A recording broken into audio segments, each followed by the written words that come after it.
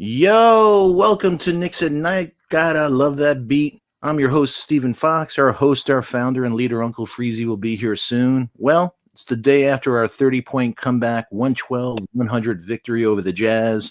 Randall's and Rivers' heroics in the third and fourth quarters, respectively, led the way. The Knicks won their third straight, 5 out of 6, and they start the season at 5-3 for the first time in 8 years. Our defense was tight with 22 points coming off turnovers, and we held Donovan Mitchell to 18 points, and he was a negative 20 plus minus on the night, while we also held the Jazz to 100 points. Go Tibbs. We're going freestyle tonight, family. We'll be interacting with the live chat and the video panelists on their thoughts a day later on our win, their predictions for our game at home tomorrow night against the 3 and 4 Thunder, and any topic you want to discuss. That's why I love freestyle tonight. Shout out to the chat. Robert Parr, salute to you. The new Knicks, as always, good to talk to you. iFan Coxa, 19 Conman NYC, Zach Stanton, hope all is well. Quiet Money, always good to talk with you. And we'll be checking in later. But just a reminder to please hit those likes, subscribe, and remind the bell so you don't miss out on any Knicks at Night and Knicks Morning Drive broadcast. And please share the link on your favorite social media platform so we can grow the Barnes Tears family. And thanks again for helping us blow past the 1,200 subscriber milestone. 1,500, here we come. We greatly appreciate it.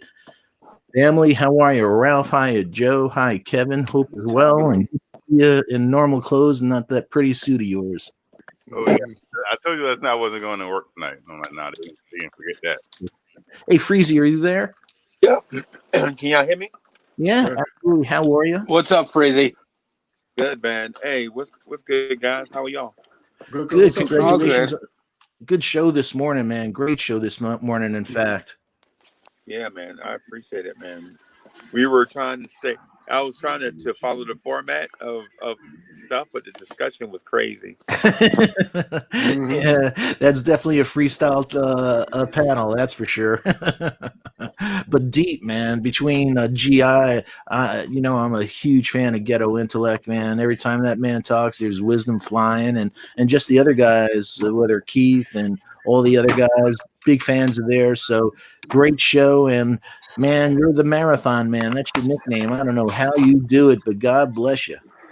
Yeah, man. Thank you.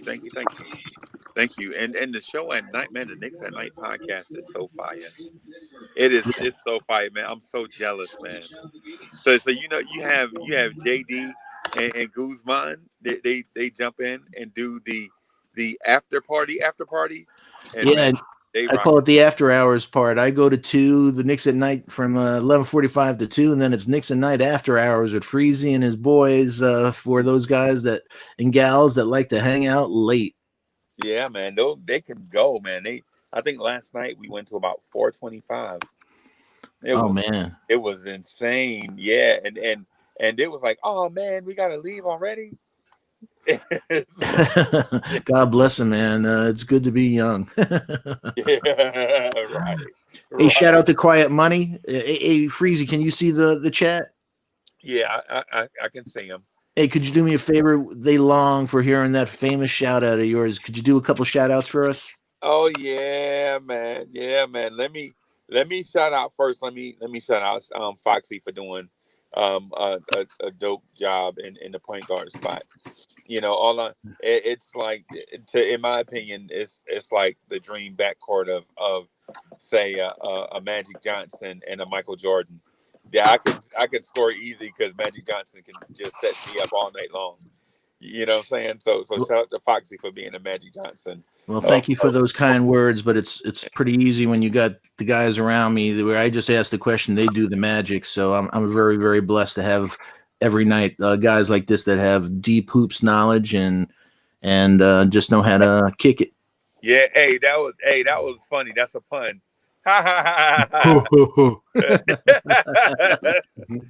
It's my Herman Munster. Man, they don't know who Herman Munster is. I know everything I say is dated. I'm a dinosaur. Herman Munster is. Yeah, man. Yeah. Hey, so shout out to the New York Knicks in the building. Conman NYC, I see you. Robert Paul's in the building. Quiet money. Zach, where you at? Come on, Zach. What's good? What's good? Hey, brother Brooklyn, what's good? We see you. We see you, man. There's a bunch of people in the chat, man. I'm excited to have everybody here. This show is gonna be dope. It's gonna be dope. I'm gonna back out of the way and let y'all get it. But I'm here though. Okay, great. As always, please jump in. We love your insight, and we'll talk to you in a little while. Hey, let me say something. Elijah. Yeah. You never let Chuck win. I watched you this morning about that Randall 6-man thing. Look, he's a one-trick pony, Chuck is. He only has 1 point. You could have killed him. Look, the 6-man comes with more than just the scoring and his rebounding. It comes with his assists, his wins. It's other things that, look, if he goes to the playoffs, Julius Randle can easily win the 6-man. Talking most improved player. Hold on. You talking most improved or all-star? Most improved. Most improved. Yeah, most improved. It comes with his assists. He was 2.9 last year. He's 7.4 right now. It comes with teams wins. It's come with so many other things other than what he done scoring and rebounding. You could have murdered Chuck this morning. I just couldn't. I was just at the doctor's office. I just couldn't get to you. Right. Man, well, look, I just try to listen to his. I wanted to listen. I'm learning to become a more listener in this. So I wanted to hear everything he got to say. But he doesn't have anything to say. That's the point. Right. He's going to hit 1 point that everybody else knows, and then he's going to be one-track mind. He's not going to listen to any other options. That's how come he's easy to kill. Because I don't say that about Chuck, man. He has insight. Why are you such haters on King Charles? Because he's the king hater. I'm a that's what he is. I like Chuck, and I'm proud of it. I just want to say so far, you know right? What he did? Wait, this is what he did last night. Let me just say this. Last night when I got off, right? Even though I murdered him over there on the Legion, right? He waited till I got off last night to start talking about it. But hold up. To stay with the topic, Rob, let's just stay with the topic for a second because I don't want to sidetrack. Truth be told, right? Let's talk about the stats. He's averaging from 19.5 to 23.1. So that's 30 more points. And so from 3.1 assists to 7.4. So he's averaging 4 more assists. And from 9.7 to 12. So he's averaging 3 more assists.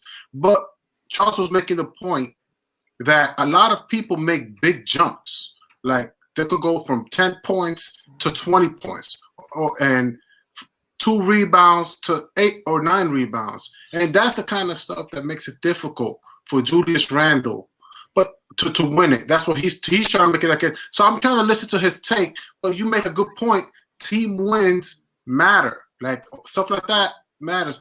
There's a lot of factors, and I kind of can't disagree with you on that one because I still can't. I'm like, no way is it possible that the Knicks can go real far, and not to mention Julius Randle is expanding as a player to be not just the number 1 option with the Knicks, but there's also other teams now. It's not now. It's like it's possible for him to be a number 1 option. Let's just say if he gets traded to the OKC Thunder, or let's just say he gets traded to not the Mavericks. Let's just say Sacramento, maybe. If he gets traded to Sacramento, like if he gets traded, I'm gonna say if he decides to, if they want to pay him the $30 million or the $25 million, he can be.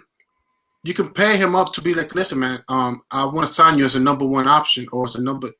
Definitely, whoever's going to be in front of him has to be a hell of a player, right? If you're going to put him, if you're going to say, hey, if you're going to put Julius Randle as a number 2, whoever's the number 1, it's going to have to average a lot of points, rebounds, assists, and stuff like that. So he's expanding. He would most improve. Well, I was just thinking that for the simple fact that he's growing to be a more number 1 option in more teams, I think it shows a tremendous level of growth in his game. Oh yeah, but I was only on like he could get the most improved and be an all-star due to the other contributing facts. Because if we go to the playoffs, that's most improved I team due think the to Knicks can him. go to the play. I agree Wait, with you, wait, bro. wait. I'm I just agree giving with you. you. I'm just giving you options to how they can judge it. Mm. If you go from a 27 win team, right, and you're on that team, and then the next year you go to the playoffs on the same team, you will be, and the team grows with you, and you are Mm-hmm. all-star, you can get defensive player. You can get most improved and Mm-hmm. be an all-star in the same year. Mm-hmm. That's how come a person can get MVP and defensive player of the year. We just seen that. You There's know no what, Rob? doubt. I need to do my work on how many the last 5 years who won the most improved. I know Brandon Ingram was runner up last year. I don't know who's the other runner up before Montrezl him. Harrell won it, but his stats were close to it was the year before. No, But Brandon they wasn't Ingram won going it to. last year. Yeah. Brandon, No, Montrezl Harrell won it. No, No, Brandon Montrezl Ingram won Harrell won the 6-man last year. Yeah, 6 man. Oh, 6 man. That's it. right. yeah, Yeah, Yeah, and we're most talking about improved most went to improved. the the player Pelican was guy. Brandon Ingram. Yeah, Yeah, the Pelican guy. Brandon Ingram got the sixth. Yeah, So most who improved. won the one? Who won the year before that? I'll let you know. I know. I don't know. I know. Devontae Graham got runner up in it. He jumped Yeah, from he like was good last year. it was That's 11 true. point jump he had. He went from like 9 points to nearly 20. And they gave it to Luka because he went to the playoffs, I think, right? The point that Rob is trying to make. I don't think Yeah, there's any doubt that Thibodeau's going to win Coach of the Year if we keep this up. Yeah, if we make the playoffs, we get in not even just in that play-in tournament. If we That get makes into the Rob's point seven even or 8 stronger. seed, Ingram 7 won or it. 8 seed. Ingram Okay. won it last year. Siakam won it the year before. Oladipo Yes. won it before that. Giannis, C.J. McCollum, Jimmy Butler, Dragic, Paul George, Ryan Anderson, Kevin Love, Aaron Brooks, back to 2009. So Oh, and that's all playoff teams, right? The last But the 5 thing years about it playoff. is, those players took like significant jumps, like from single digits to like 20s. No, some of them took 4 or 5. Who took 4 or 5? Paul, Like yeah, Shaq Paul. was averaging like 7, then he averaged like 20. But I think Yeah, Jimmy yeah, Butler that was probably a big jumped jump. about 6 points. Brandon Ingram Jimmy jumped from, I think, was it about 6 points. 17 to like 24, I think, was for Ingram last year. Yeah. But his assists went up. He went from like not even 2 assists a game to over 4. And his rebounding went up 3 or 4 rebounds. And then his efficiency number went up. Winning teams. If you go from not being in the playoffs and you're the man to getting the teams in the playoffs, you definitely in the running for the most improved player. I agree. Yeah, I agree with Rob on this. well, I just think Ingram- that's Gonna a get more common Well, sense, see, bro. Ingram went from 18 Ingram won it points. without Ingram went from 18 Okay. points 2 years ago to 23 points when he won it. That's a 5 points. 5-point jump. That's not a big 5 jump. points. No. Not at all. Yeah. And Julius Randle is doing the same thing. He's 3 points, but he's giving you 4 more assists. Yeah, he's giving you that. That's a 4-point assist jump. He had then one more rebound. He and went then from the win ratio that counts too. You Yes. can if Hey, it's nobody. Quiet Money, thank you for the super chat. So Quiet Money said the Knicks are like a game and a half from the first spot. We see it. Hey, thanks Quiet Money for that super chat. That was dope. yeah, you beat me to it. Thanks, Freeze. Yeah, man. tomorrow's a should win. End up 6-3 after tomorrow. Nothing is Thunder- never a should win. We Yeah, you too, got to take it we one too game at a early for time. that. You got to take every team, treat every team like they're the Seriously, same, like nothing they're a is a should contender. win. You'll be sitting here disappointed tomorrow talking about we should have beat them. Keep the same confidence that the team needs to keep. Every game matters. Play hard. Yes, That's sir. it. Right. And then you have a chance to win. Yeah, they just beat the Pelicans. Mm-hmm. Yeah, they did. The Thunder just beat the Pelicans yesterday, so they 3-1 on the road. They're not a walkover. And Shea Gilgeous-Alexander's a dog, man. He Yeah. is. But I'm not sure if he's off to a strong start so far. I think he's off to. I'm There's just a lot gonna of say teams. this. Yeah, The one he is. person, the He's one person doing it on his already that own. I'm gonna say, the one person that's gonna, if this production keeps up, is Christian Wood. If yes. Christian Wood keeps playing at the level he's playing, there ain't no way in the world you're not gonna get the most improved player to him. Yep, 100%. Oh, how many wins they got? Houston? But still, he went from He's doing like what? he went to 26 like and 12 right Christian now? Wood is averaging more than Julius right now. He's doing like talk about how And many, he was literally in how single many digits wins right last now? year. How many wins? We're talking about how many wins does Houston have? Knicks got more wins than Houston. Houston is. Yeah, Houston but then you probably think about about like you 2-5, something like that. 3-6. Well, hey, y'all, I'm going back to work. I just wanted to check in and say what's up to everybody. Hope everybody's doing good. Zach, you take care of my friend. All right, They're man. 2-4, the Rockets. Everybody, So, keep- yeah, I know. But mind you, a lot of those games didn't have James Harden in them. Man, we don't care about that. That James matters. Harden Hold on. You had like James Harden not in the James roster Harden doesn't played. affect. No, No, James Harden James Harden- missed like the first 3 games of the He season. missed preseason. No, He James missed the Harden first 3 missed. games of the season. Remember, with he had that whole he went at he missed that whole Atlanta. Strip club? COVID thing, and he didn't play the beginning of the season. Hey, look, they struggling on the defensive Party, side man, of the I ball. Well, Harden Houston ain't been gonna struggling on the defense side of the ball for like 6 years. and that's why they never go nowhere. Hey, Shea is averaging 19 points a game, but he's only shooting 29% from 3. Who? He's doing it. Shea Alexander. Yeah, he's doing it on his own with the Thunder. The Thunder's next highest scorer is getting like 12 points. She is running that on his own. Yeah, he's Horford 6.7 assists. Horford looks beat. Yeah. Horford looks beat. He looks he's aged. Philly gave him like Philly. He's not getting old. He is old. Yeah. So what is right now, Horford? What is he? 33? 34? I'll tell you in a sec. He is 34. What the hell was Philly thinking? He'll be 35 in a little over 100 days. Wow.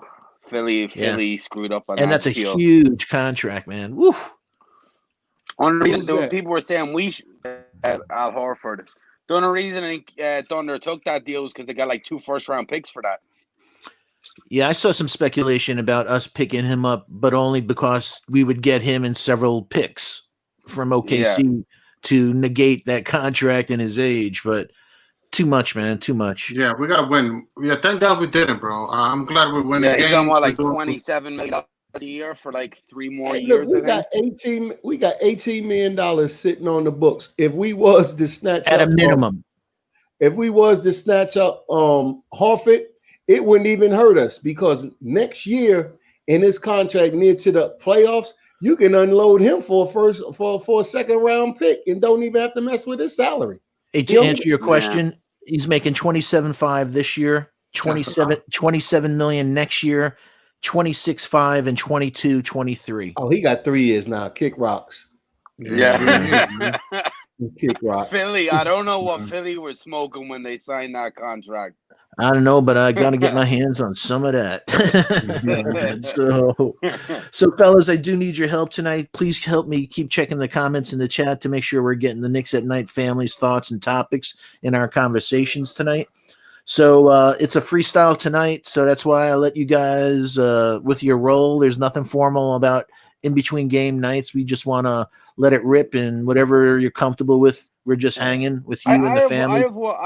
I have one question for you. Shoot. You see this stuff going on with Marvin Bagley? Would you guys, if he does, huh? No, I'm just saying what his dad and posting on Twitter. And asked in an interview about it. He told him, "Look, I don't want to talk about it." He's looking for a way out. I think the problem with that is they're not playing him in the fourth quarter, and they're playing him at position. They're playing him at the 4. He says he's a natural 5. You guys show interest on him? He's a touch too injury prone for my liking. I don't like complaining rookies. Well, he's not a rookie. First deal. Players on their first deal, they complain. I don't like players like that. Yeah. So I wouldn't hate the idea of getting him. I mean, it depends how. So Bagley so far this year, 12 points a game, 8.6 rebounds, 35% from 3, 61% from the line. So how many minutes is he getting? Because I think they dropped minutes on him. 25 minutes. Yeah. And that's what he averaged last year. So Yeah, that's this problem. Why are they always injury prone? Harry Giles has injury issues, and now Marvin Bagley. Well, Holmes is Giles injury has prone, serious injury issues, man. That guy had crazy talent, but his knees, unfortunately, his knees are brutal. So he can play, but you just know it's a matter of time before his knees or his other ailments give out. It's a shame. The guy he's really a talented guy, but just from a physical standpoint, he just can't hold up to the wear and tear of NBA, which a lot of players can't. We have a couple on our DSJ. He gets banged up real easy. He's always missing stuff, and we're not going to have a Frank discussion tonight. But Frank is injured a lot. That's true. So, but Bagley, obviously is a good pedigree from the college and stuff like that. But I don't know, thing man. I like about him though is he does so much on the offensive end and defensive end. Like shooting is big to me. I think you low on him, knowing that NBA knowing that he wants out of the Kings and he has injury history. You could get him for near next to nothing. Well, his contract is he's making $8.9 million this year and $11.3 million next he's year. on his rookie deal. Yeah, rookie deal. I think he has like 2 more years of rookie. He was he was drafted a pick ahead of Luka. Yeah. I don't want to pick up a young player that haven't shown anything in the league but complaining. He's shown more than Mitch. Rob, I gotta ask you. Offensively, I don't want to piss nobody off when I ask you guys. Yeah, what if they want Kevin Knox for Marvin Bagley? Would you say yes or you say no? Kevin Knox, no, I'm not giving up. No, because see, I'm looking at like Bagley is like, because they were drafted the same draft class. They're in the same draft class. That's why I say no, I'm not doing it because Knox, when a player starts complaining to me, that's a turnoff. He could stay where he at. But not only that, let's give the kid a chance with real development staff, with Tibbs and this coaching staff. Let's give Kevin a chance, man. He hasn't really had a chance. He's had all these coaches. Let him have some stability and let that talent come to the top for him. Right. Yeah, get out your first deal before you start complaining. That doesn't show good because if you're complaining now, you're going to complain for the rest of your career. And all you're going to do is cause problems in the locker room. So I wouldn't take him for that. Well, that's the issue I had with Buddy Hield. He's a sniper, but he's in the locker room. It's the whole he's not the cool team. I gotta give credit though. I gotta give credit. They do develop their guards really good. Like Halliburton right now, I think he's started to show a lot of promise. Like Halliburton, he is showing. Meaning, I think we can go over it. You guys want to rock and roll that way? I think I had it on my list already. tonight. He's doing that on he heard already on the Kings. He walked in doing his thing. He walked in the door doing his things just like quickly. He walked in doing I'm gonna tell you something. It's because they develop their guards really good. The reason why I would consider trading for Bagley, but that could be a mistake too because I see Buddy Hield, he could shoot. De'Aaron Fox is good. Halliburton, he just got drafted. I'm hearing good things about him, and I'm like, man, it wouldn't hurt to take somebody from the Kings. I mean, I'm sure he could probably shoot.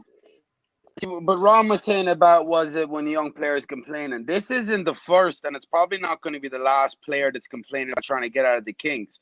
But Hill's been getting out. Fox had talks. They had to talk into signing his contract. But they fixed Buddy Hill's situation. They fixed Buddy Hill's situation. Not yet. Yes, they did. They started him and they traded old boy.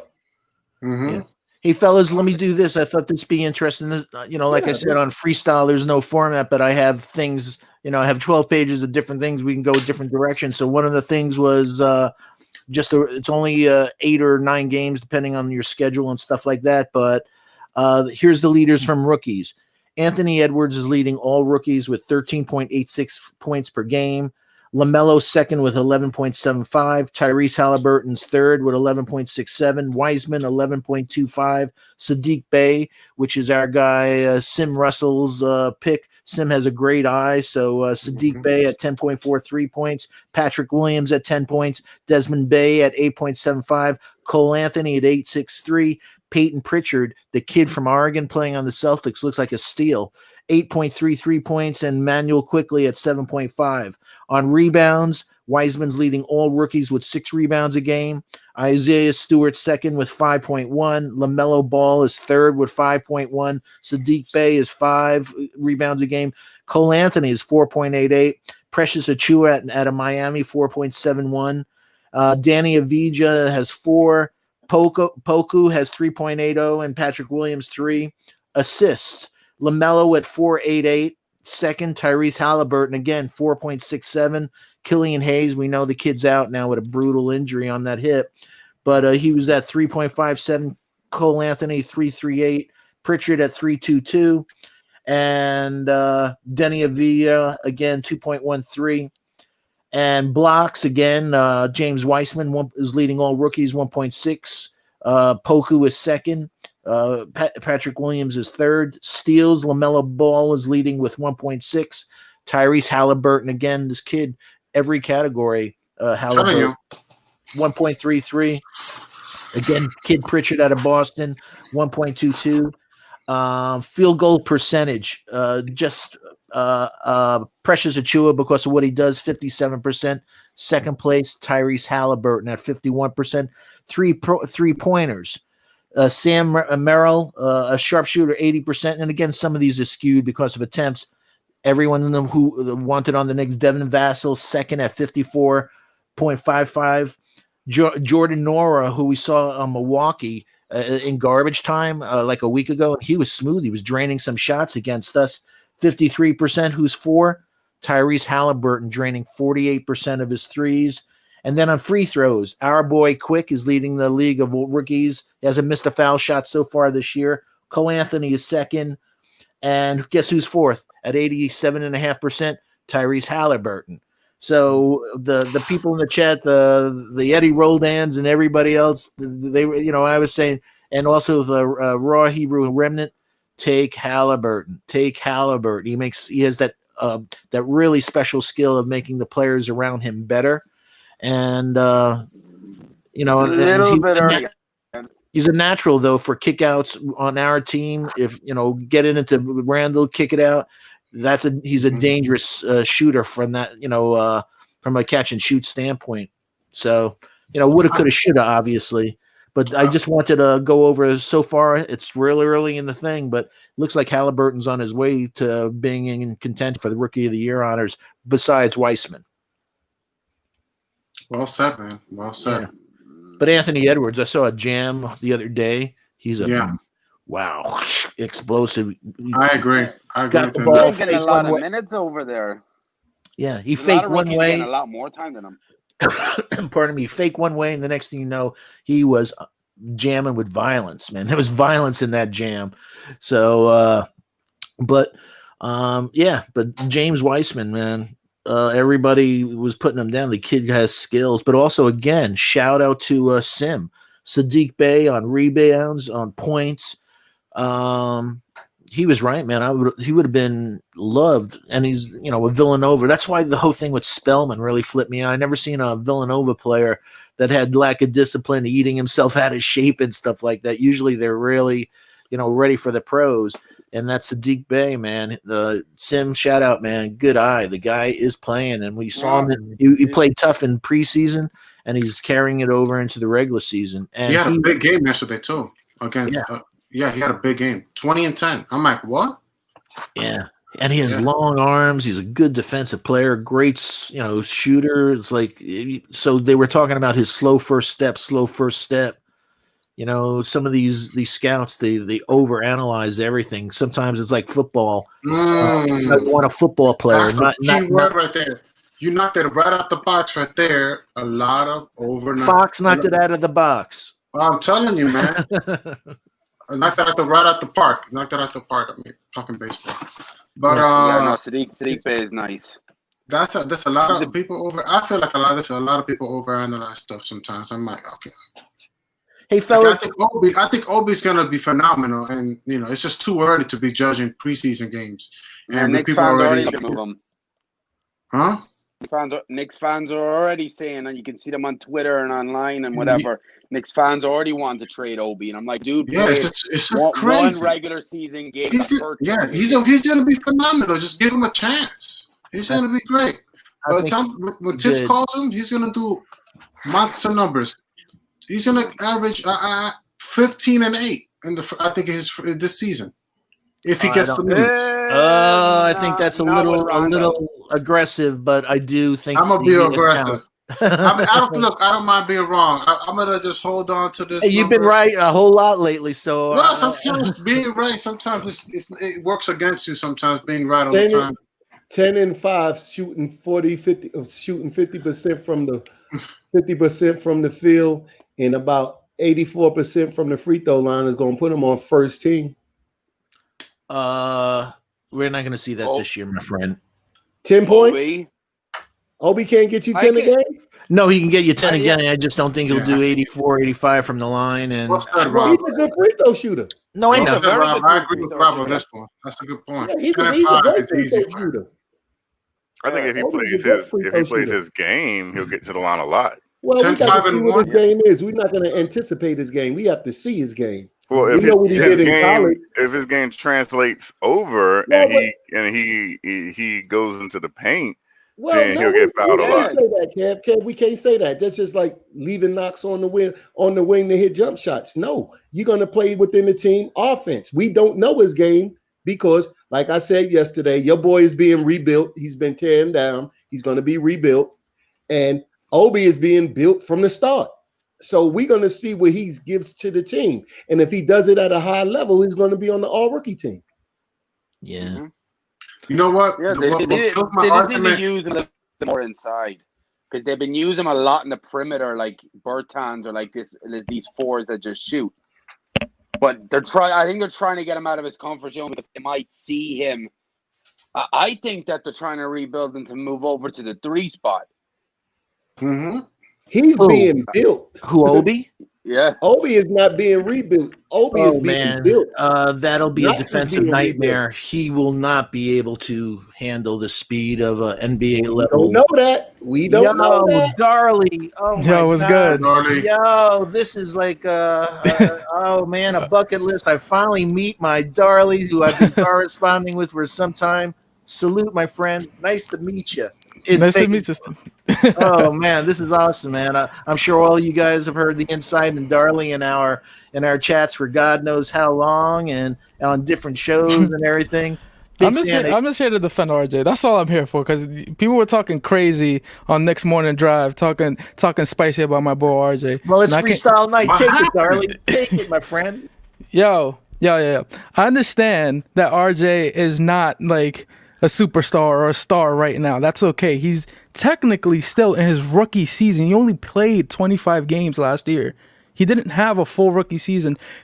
Chuck was talking about that he's not making his free throws. He's making almost 80% of them right now. So what is he talking about? What are the stats? You realize that Chuck doesn't know what he's talking He about. was at Most about of the time. 78%. 78.8% of his free throws. That's almost 80%. Okay, And that's a good argument. And it's like, yo, that what do they say? If you're shooting free throws, you can eventually that tells you that probably is going to become a good shooter, right? Mm-hmm. That's usually what they say. Usually, but unfortunately, his I know bad that's game not always the yesterday case. It brought his game down yesterday. His game on in shooting, so he's shooting. 74. But he was doing other things on the floor, which is you can't say that about other players, other rookies, and that's why I defend RJ. I can admit when somebody's not having a great game when they're not perfect. I don't think any player is perfect, and I can admit when RJ is having a slump. But I'm not gonna sit here and bash RJ when he's technically still in his rookie season. He's not even having a sophomore slump. He's having rookie growing pains. That's what it looks like to me, honestly. We played 66 games. RJ played more than 25. Last year? Yeah. No, he played. He's played 64 career games. Yeah, he played 64 games. He played last year Because he was hurt. Yeah, but for he a was portion of only it. 56 games last year and 8 so far this year. Yeah, Right. now he played hurt though, but his game. Maybe game talking about played Zion was playing 64. 20-something games. That was Zion maybe that played Yeah, 20-something Zion games. played like 17, 18 games. Yeah. Okay, maybe I'm And also- bugging on that one. But Okay, still, Darley, also Charles also responded to you in the comments. He said in the comments that let's see. I didn't say anything about his free throws. Yes, you Charles- did. What? Yo, the Oh, he receipts a are lie. there. Oh, Charles a lie quick. He a lot quick. All right. Well, I gave him a chance to make his argument. But Go ahead. okay, cool. Well, so far, let's get that out the way. He's not on his rookie year. He's on his second year. He has ways to work, and he's improving. Right now, he's a 78% free throw shooter. I'm not complaining about his free throws. Me personally, I'm not talking about that. I just want to see him continue to improve. There's always going to be areas to improve, and one area that I am looking for that I always want RJ to improve on is continue to pass the ball. I think he can average 3, 4, 5, 6 assists. I think he can do it. Whether he can average that for the season, I'm not sure if he can. I'm not sure how much he can average this year. Maybe 4.5 for the whole season. That would be great. And I gotta be careful with that Obi take because it's true. The people in the chat, they're kind of right. 15 and 8. That's kind of a lot. So I'm gonna go with what Rob said. I think Obi, if he gets the playing time, if he can get 20, 25 minutes, I think he could average 10 points, 4 rebounds, 10 points and 4 rebounds. Let me start off there, and if not, then from there, I'll up from there. So I just want to clarify. Thank you guys for giving me a chance. Hey, Darley, I got some issues though with RJ, only because of no different than a batter in baseball that comes up and he hits, but the second time around, the league seeing him, they know his tendencies and stuff like that. Right. We know what RJ's kryptonite is now. Ben Simmons pointed it out. He has difficulty against long, stronger players. Right. His game is in the and if you look at his shot chart, it's frightening. All of his shots that he makes are basically in the paint. He'll make sporadic shots outside, but it just illustrates. If I look over here so far this season, he's shooting 58% from 0 to 3 feet, 29% from 3 to 10 feet, 17% from 10 to 16 feet, 40% from 16 feet to the 3-point line, and 22% from the 3-point line. So he's very limited right now. That, if you let him do what he wants to do, he'll get the ball, and he's always going to drive to his left, and he's going to try to put it in the hole. And also, he doesn't have one second. He has 2 and 1 so far this year, and you would think a guy that lives in the paint like he does, that he'd have more like that. I want to dispute that, okay? I want to dispute that. Sure, let it rip. I want to dispute. I'm going to make a quick take, and I'm going to give it to Darty real fast. But Ben Simmons right now, that week that he went against Ben Simmons was locking up a lot of stars too. Ben Simmons is becoming he's all NBA, no doubt. Yeah, all NBA. Right now, he locked up. There was already talk about him locking up Russell Westbrook. Russell Westbrook and who else? There's a picture of how many a lot of players that week he played week 1 that a lot of players, they were basically but he didn't play against no shooters. Russell Westbrook can't shoot either. But that might be a good argument. But Ben Simmons right now, whoever he's guarding, he's not giving you. They put Ben Simmons on a tall, slow player. Like now, they put him if Westbrook could shoot, Ben Simmons won't be nowhere near him. But if you can't shoot and you're slow of foot, Ben Simmons can easily stop your shot because he's taller. Mm-hmm. And you're not moving fast. They don't put Ben Simmons on speed. They put him on RJ had he's fast too, though. Rob, he's one of the fastest. But if you put Ben Simmons on speed, you bring him out to the 3-point line, you're going to tear him up. Him dribbling the ball and him having to follow somebody else is 2 different things. That's a good point. Good point. That's 2 different. You know where you going with the ball. You don't know where the other guy's going with the ball. Take it, Joe. Sim made a good point on Legion Knicks earlier on. After the offseason needs to get on the phone and call Carmelo Anthony and learn how to shoot the mid-range. Learn the moves, learn the pump fakes, learn different ways, post-up moves that Melo done. Because Melo lives in the range, but also get it to 3. If because RJ's a one-dimensional player, it's get to the hole or nothing, and he's okay mid-range. He just needs to get on. Melo's the perfect person for him to talk to. and sit and work with in the summer to learn how to get that mid range going. You know what I said to We know Sim how Melo tonight? was. Melo was deadly from the mid range. You know what I said to Sim tonight, Joe? That Melo could teach him the footwork, but only God could teach him the touch, shooting touch. Yeah, That- yeah. But and- I got a counter. I got a counter to that. There's somebody on the team right now that's playing beautifully from mid range. Randall. Randall could teach him something. I'm not saying he's mellow at all. Good point, Darby. But Good Randall point. can teach him how to play that mid range. You see him shooting those fadeaways. They're going in. So, Yep. But Randall has to learn the same lesson as RJ. At a max, he should be shooting three of 3-pointers or less. He shot way too many threes yesterday. do you And think only it's wide open different if he's ones, making them? Let's say he shot 3 threes and they all went in.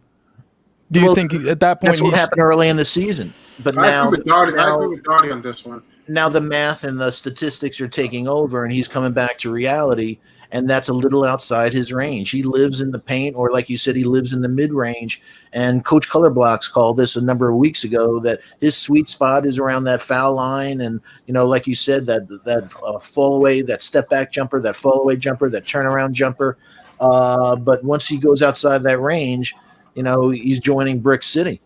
I think he could be like a Julius Randle from the 3-point percentage, where he could be like a 35%. And also, again, you got to keep the defense honest. He got to continue to shoot threes. So he just got to continue to improve. And now we know that he has to work on that on practice, because he can't just start. You can't ignore shooting threes. Yeah, but Ralph, I said this the other day, and I could touch on this right now from a stats perspective. Mm-hmm.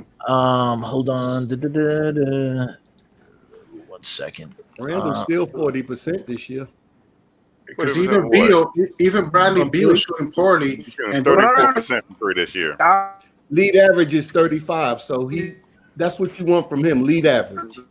He's not supposed to shoot 50% from three. Well said, Rob. League average. If he's 34, he's right off where he need to be. Mm-hmm.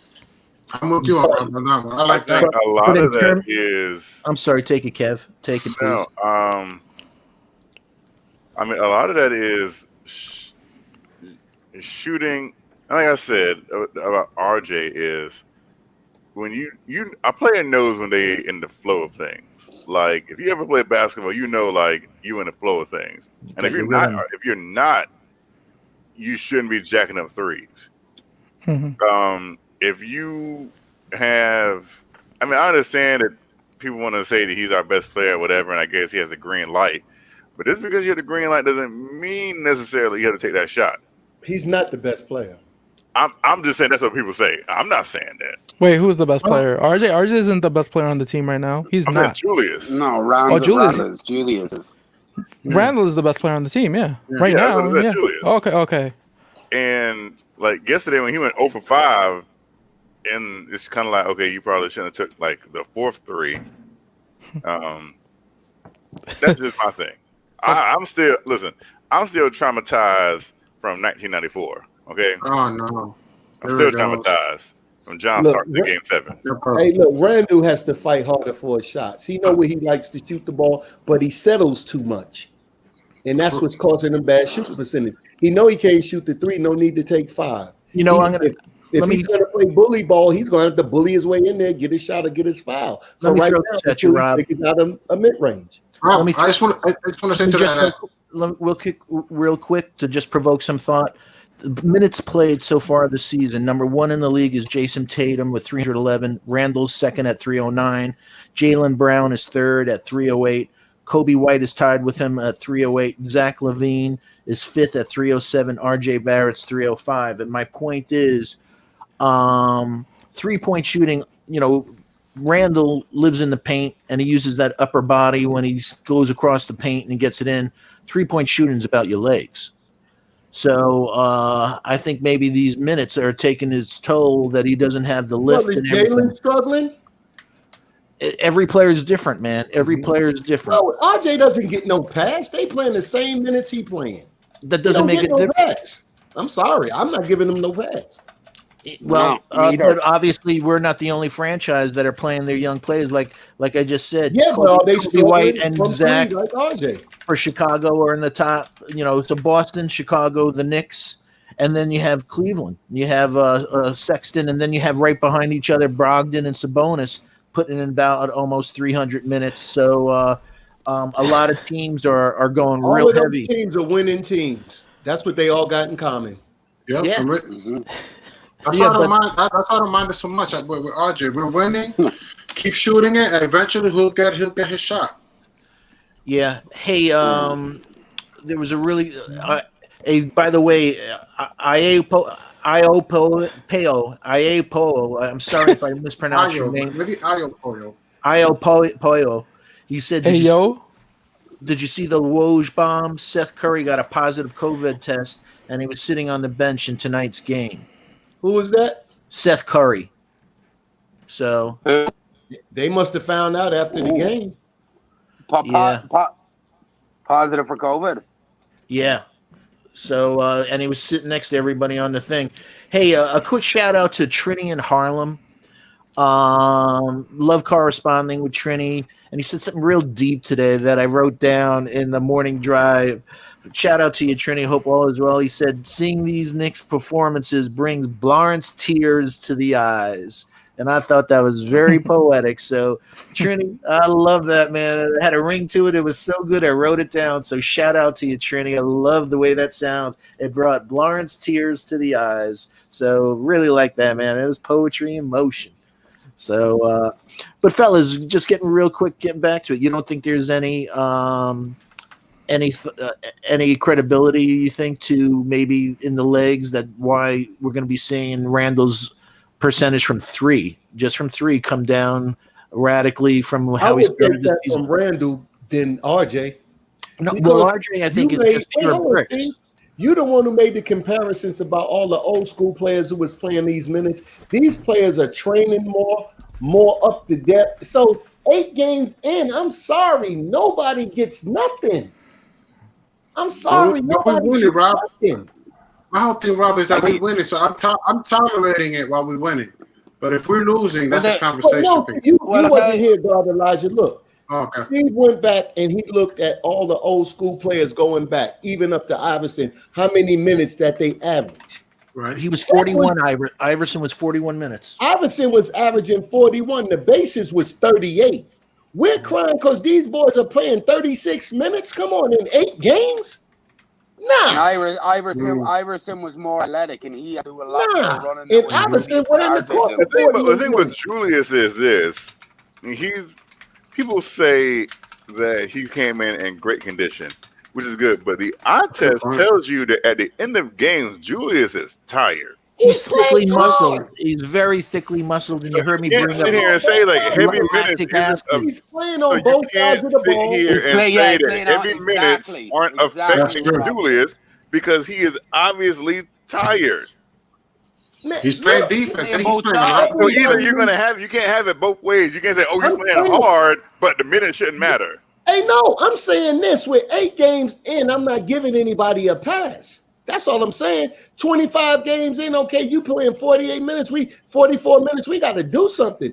We're talking about minutes after 8 games. But here's the thing: after Yeah, 8 but there's a lot games, of 40s, Julius bro. There's still a lot looks of 40 tired. minutes. So After 8 Well, games, everybody that's winning, you see a lot of everybody that's 44s in there, winning is 41s. averaging 40 minutes a game.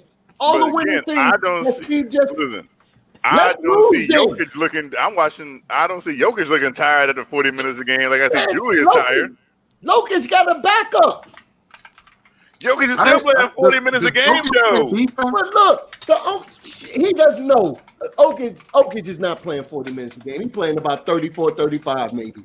He plays Yeah, he defense. has backups. He's not playing that. Does he play Jokic is defense? playing, Jokic plays defense or no? Nah, he don't play no D. 35.9 for Well, Jokic. 35 a We game. won't have- He's playing 40. The minutes. That's in why he Randle, don't look too. tired. He getting 15 minutes minute- rest. Yeah, but the thing with Randall's minutes now, his minutes might go down a little bit. Taj, in maybe 2 or 3 games, when Taj gets in the gym and gets back into shape. Yeah. Since Obi's not coming back for another week, his minutes, Taj might take 5 or 6 more minutes off of him, which will help him. You got timeouts and you got game minutes. So 5 minutes out the game can really be 15 minutes out the game.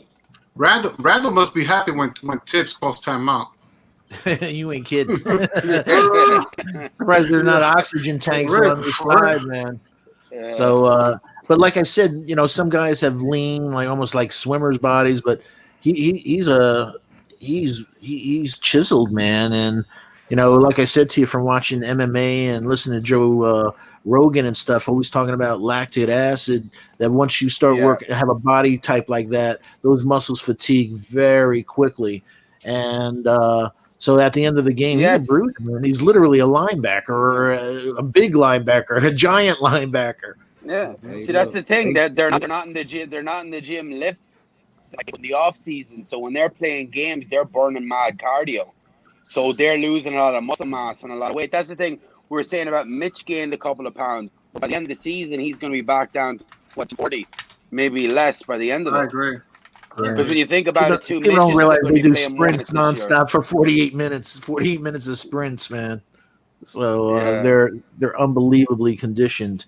So, but Darley, did you get your point out before we did it on RJ and stuff? I'm just, when you look at his shot chart, if you get a chance to look at his shot chart so far this season. Yeah, I did. I mean, like, I'm not disputing. It's frightening. See, the thing is like, I'm not disputing that RJ needs work. That's not what I'm saying at all. What I'm saying is that he's young.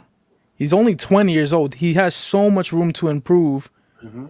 And it's like, he's just now actually getting coached this year.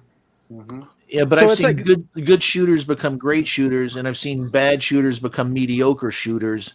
And I think that's what we're going to see with RJ. Jason Kidd I think it's too early to tell. Became a good shooter. I think it's way too early to tell. Jason Kidd was a bad shooter that became a good shooter. Mm-hmm. Oh, I don't know if anybody would ever call him a great shooter. I said a good shooter. I see RJ as a good passer. I could see RJ developing a good passing game. To me, it's just like, for me, what's important. Range going. Well, it's 35% from three for the career, Jason. So I take that. But my whole thing is just, for me, is just, I just need him to make it from the corners. That's what's important to me. Make those corner threes. Everything else, it's like, I don't need him to pull up like Steph Curry. Like, that's not what I see in him. I just need him to make open shots in the corner because he gets open a lot.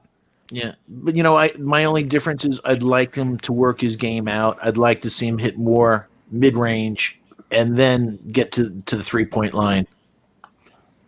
So get on that phone with Melo. Yeah, but he's not getting calls either, though. I also have to say that he's getting bumped left and right, and he's getting a lot of no calls. Yeah. I agree. I think that's just the treatment because he's a young guy in the league. He has to earn those. The scary part is Quick is getting calls more than he is. Yeah, but Quick, like, he forces. He basically. You see the hair. I love it though.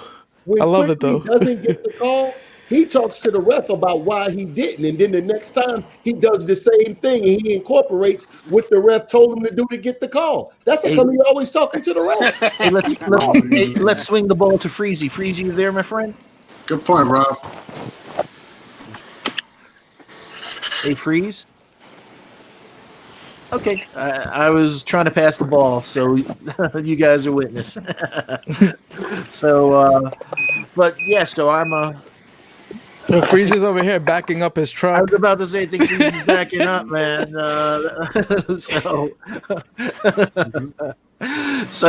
Hey, I like RJ. I love the kid. I love his attitude. I love his professionalism. He has a killer attitude. Just those heavy hands, man. Those heavy hands and those heavy feet. When I first saw him, I saw him at Duke and obviously and everybody else. But when I first saw him in the Knicks, I was like watching him closely in summer league and stuff. I'm like, wow, I thought has literally average athleticism. He pretty much has no hops. He's not an explosive athlete. So I knew that he was going to have, but a lot of the guys, Harden, you could say the same about Harden and a few other guys, but I knew that he was going to have some troubles. But you have to be a special guy who knows angles. Yeah. Kevin, you want to say something, Kev? Bless you. Oh no, okay. Thank you. Yeah, I saw you make an emotion. You were No, sneezing, I man. was about to sneeze. Yeah. And Freezy's still backing up. So, but yeah, let's just think. Hey, I've seen growth. RJ, I want him to go a little more to his right, but he's using his right hand more this year, which I really like. And Hey, the beautiful thing about RJ is he could be brick city and he'll still average 18 points because of the points in the paint and getting fouled and getting to the line. So he could literally just hit 2 jumpers a game and still average 18. This kid. Y'all know RJ told a bold-faced lie, right? What? Oh, that he's is right-handed. RJ is not right-handed at all. Right. I don't know why he told that lie. It just sounds good, I guess. But you know what? Maybe he like writes or something with his right hand or something. But he wipe his butt with his right hand like I do, and I'm left-handed. Yeah. Hey, fellas, I wanted to kick it around. I watched the game again tonight, earlier tonight, and from last night. So I wanted to kick it around. Any new thoughts that you had about the game? But there was an element of the reason why I think Quick was taken out of the game was because of defense. That the guys were getting to the hole at will at him and on him. So we know what he brings to the game offensively as a sniper, and he has, he's a vet drawing fouls, and he puts people in the right spots and everything, and he's beautiful floater, great from the foul line. And we've seen some steals, the steal on Trey and stuff like that. He has those long arms and good hands, but against stronger guys, he's getting. Tibbs pulled him immediately. He's getting. You know why I think Tibbs brought to pulled him school. when I watched it again? It looked like he was getting picked a lot, and it was an injury thing that Tibbs watched out for that hip, because they was picking the hell out of Quickly coming around off that pick. So he kept on running into people. So Quickly was. I think Coach said, "It's probably going to be too physical for you with your condition," and probably pulled him, because I watched it again too at 4:00. And I hope you're right, man. I hope you're right that it was a precaution rather than them just saying, "Hey, this kid, we could take this kid out. He's too slight of frame to tolerate." Like you said, we could knock him off the ball out of the way real easy, and they can get their way. Yeah, it looked like they did good scouting. They knew he just came back because of a hit. Because I said they was 3 straight picks, and then he fouled twice too over it. And then after that, they pulled him. Yeah. Yeah, you have to watch them. 5 minutes. You have to watch them hip injuries. Like Killian Hayes is out for the season with a hip injury. The same one MVP Isaiah Thomas had before. Once you do a labrum, whether in the shoulder or in the hip, that's a hard injury to come back from, especially hips with it. And I said that kid coming out of the draft was going to be something special in 2 to 3 years. You got to give him time. Now this injury, he's going to have a year to recover, and then he's going to be set back. So he's not out for the season. 4 or 5 years. He's not out for the season. He's out for the year. No, Detroit is out indefinitely. They said indefinitely. Yeah, but I don't think with that investment they made that they're going to let him back. I agree with Joe. They're going to let that thing heal and say a Hail Mary and light a candle. Because you don't want to mess with, and you gave a perfect example with Isaiah that he never came back to anywhere near his form after getting that hip injury. Nowhere close. Yeah, and he was MVP caliber before. He was MVP caliber before he got that injury, and after he got that injury, he's bounced around teams and he's unemployed now. He had a drastic fall after that injury. So it's nothing to mess with that hip injury. So you I think they done the right thing. Even though the game was in the line, they had trust in Peyton and then trust in Rivers, and they said, we'll keep Quickly out. And I think they're just going to he might only get like 15, 20 minutes a game slowly to make sure that hip doesn't get any worse or any damages. Because them hip injuries is crazy. Hey, Joe, a day later, any thoughts about the game now that the emotions and the high have worn off a little and that you could be a little more, retrospective about the win yesterday? Yeah, no, I was happy with the win. It slept good. I was about it this morning. I was like, I watched the game back too, and I was like, how dominant Rivers was, and it was just if I my love thought it. was I love if his juking, man. yeah, the jab step Yeah. look at him and you look at Burks, and they're the only two guys in the team that can create their own shot. But Yeah. the thing about I looked at that game was, what if Rivers wasn't hot? We might have lost that game. Rivers come in and the game was getting close. The team brought it back, but Rivers come in and closed show. And I was thinking, I'm like, maybe is he a guy can we rely on every night to come off the bench and close? Yeah. Because I know. he's something we probably might need, because we're gonna have a lot of close games, and we're gonna need someone other than Randall. Because we're seeing at the end of close games, Randall's beat. You need someone else to step up, and I don't have to trust in RJ just yet. Yeah. So When I watched the someone needs game to step again. up, and we're gonna look at Rivers. Yeah. I want to ask a question to Joe when you finish. Yeah, when I watched the game again, and he hit those 14 straight points in the fourth, Austin, I said, "Man, this is almost Jeremy Lin-esque." Him coming through in the clutch like that to pull out, take the team on his back and win it. So, what's your question there, Ralph? Now, what do you guys think about that signing of Taj Gibson? So you Yeah, talking that was my about next thing. Thank you. That's a perfect thing. That's So, right. yeah, take it, Ralph. We released Amari Spellman. My only thing, I'll say that I thought it makes all the sense in the world. He was there he played with him when he was 20 years old, and then he played with him again. So he knows Tibbs, he knows Tibbs' system, and I'm just glad we didn't sign Tyson Chandler. That guy was beat like 4 years ago. Why would we want a guy that's been done for years? So let's go around the horn. What do you think about? What do you think, guys? We'll go to you, Kev, to kick it off. What do you think about Taj coming back home? So I'm not gonna lie to you. It really. I mean, I heard about it earlier today, but I know I'm a Mets fan, so my attention has been elsewhere today. So I was like, Taj Gibson, that's not breaking news to me. I don't care about that right now. My attention has been on the Mets today, but with Taj Gibson, he is good. I mean, it's good right now. Like I said, there was a point literally where Knox was playing, a small ball 5, last night game, in minutes. So whenever that happens, is obviously you need some more depth in the big man. It's funny how last year we had like 30 power forwards, and this year literally we had to play Knox, in that role. Yeah, isn't that wild? What a difference 1 year makes. Yeah, so it's good to have a little bit more depth. I don't know how long Obi will be out. I know they said that he's back to running and jumping and everything, and hopefully today he's been in some contact drills during practice. So maybe another game or two before he's back.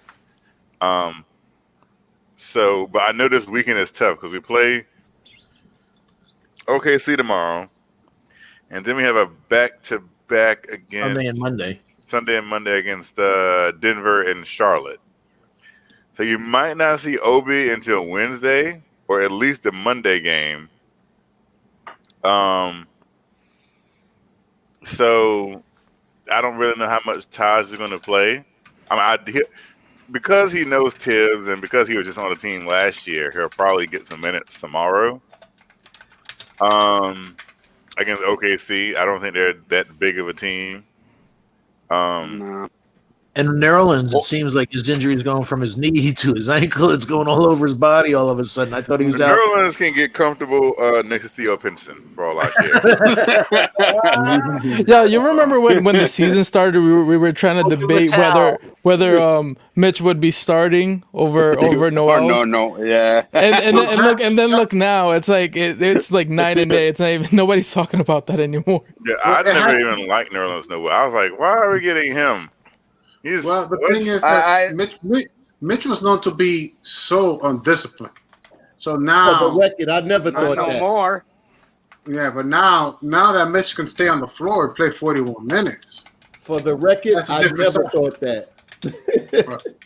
Well, I went to a lot of games and I watched. He was always off. He always had like 3 fouls in 15 minutes. I'm like, yo, man. Even now, he's always complaining. Like he's never happy about those fouls they give him, but they always give him a lot of fouls. But I think he's handling it better now. Yeah, but he could still take a lesson from the kid from quickly. You see the way he talks to the refs. You know, if he has a call against him, he asks the question educationally, like, "What did I do wrong? That I know better the next time," rather than going, shaking his head, showing him up in front of the cameras. Mitch, that he does that every time, no matter what. And then you see the replay, like, "Come on, Mitch, what? There was no question that was a foul. What?" They don't give him text. I couldn't hear it one more time. Joyous. They know it's joyous, Mitch. Yeah, it's Mitch being Mitch. So, Rob, are you happy with the Taj signing? Yeah, he gonna get his little 11 minutes, a little 5 to 7 minutes every other weekend. He gonna be all right. Yep. You foresee any other signings or anything else? Yeah, I do. I don't know where it's gonna come from, but you got space out there. You got money and you got space. Yeah. So I'm hoping how much did they give Taj? What did they give him? Like a vet minimum? $1.50. $1.50 and a free lunch. Yeah. And you can go out to every state with us. You know he probably got league minimum. He didn't get much. Yeah, right. What, $1.5 mil? 1.4. Minimum. Oh yeah, league minimum. Yeah, so they did not. They said no to 10 million, and then they re-signed him for 1.4. He took a big pay cut. Yo, hey, that's free Rose, money man. to be on the bench. Yeah. Yeah, no, but I like the move for Taj Gibson. He's a good locker room guy. Yeah, exactly. You won't have to drag him out of McDonald's. You won't have to drag him out of McDonald's like we do with Amari Smellman. That's true. Yeah. Amari Smellman has never practiced. You have to go to McDonald's. Hey, Darley, what do you think about the Taj signing? To me, it's like just looking at what we saw last year. He stayed on the floor and he always played good minutes. It wasn't anything to brag about, but you can never say we lost the game because of Taj. At least last year, from what we saw. So to me, it's one of those signings where it's like Mitch can rest a little bit because the amount of minutes Mitch is playing at 7 foot tall, I don't see that staying sustainable. Now, especially with those, especially with those skinny legs and how high he jumps. Like he's constantly on the floor. Every time he drops on the floor, I get a little bit scared as a Knicks fan. With our luck, knock on wood. But to me, that Taj signing, I think it was the right move, just based off, what's out there right now. I don't know. Mitch is not that. Everybody thinks Mitch is small. Mitch is not small. Around the shoulders, he kind of wide. He kind of thick around. Mitch got. I think I'm talking about his legs, though. I'm not. Because I always say he has Anthony Davis shoulders and Angela Davis legs. You look at Dwight Howard's legs. They look like toothpicks. Oh, go on. Dwight Howard's legs. Look at Dwight Howard's legs. I don't know if he's juicing or whatever, but that dude is. Hey, look. Dwight Howard looks scary. Look, he skipped leg day. He got small legs. Oh, look man. at Dwight Howard. Serious business. He got small legs. Hey, my brother from the Bronx, Ismail Rivas, said Taj Gibson is our modern day Chris Dudley. I hope not. Well, Chris Dudley without the degree from Yale. I look, to be honest, I think Taj can beat Noel out for minutes. Because when you look, Taj can pass, he can hit the mid range a little bit, he can knock down the occasional three. To me, he'd be more effective than Noel. Noel's just in there shot blocking and there's nothing else. So I think he's a typical Tibbs guy. Yeah, he'll play the 4 and he'll play the 5. With our excess of whether it's Frank and DSJ and stuff like that, I was thinking about today. Unfortunately, the kid Fultz went down in Orlando with an ACL and he's gone. They don't, besides Cole, they don't have a lot of depth. So I was saying to myself, they're not going to give up a Fournier, and because we have the cap room. So I'm thinking, who could we take, but also take in return because we have the monies. But they wouldn't do that. Nah, we have 2 skinny centers, so we want 3 now. At least he can shoot from three, but we need, if we get another center, we need somebody to hold a spot and have a little girth to them, man. I think we need more threes. More muscle. Personally, I think so too. I think we three, need more threes, and but I'm looking around like who could we get, but hopefully the Nick front office and our scouting and Greer, who's head of, I think, advanced scouting, they're looking potentially that you're going to see Who did they have at the 3? who I'll tell you right The now. Magic. Orlando. 'Cause they have Jonathan- Aaron, isn't it Aaron Orlando. Gordon? He's a 4. He's the Oh, 4. okay. Yeah, Jonathan Isaac was their 3, but he's out with an ACL too.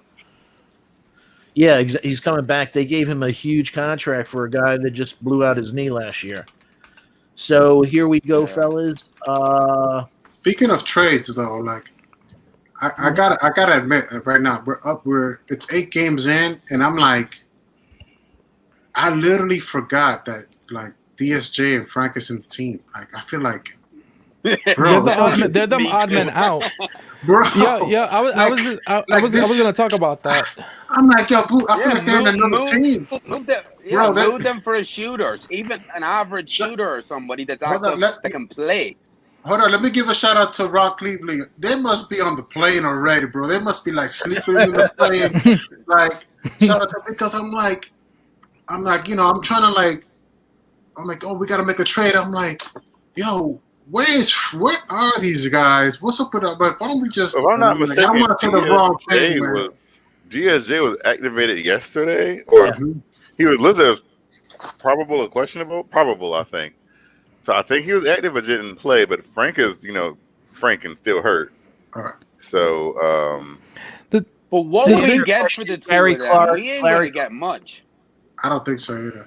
But I want to switch the conversation real fast to Kevin. To Kevin, I gotta give Kevin Knox credit that he. My type of conversation.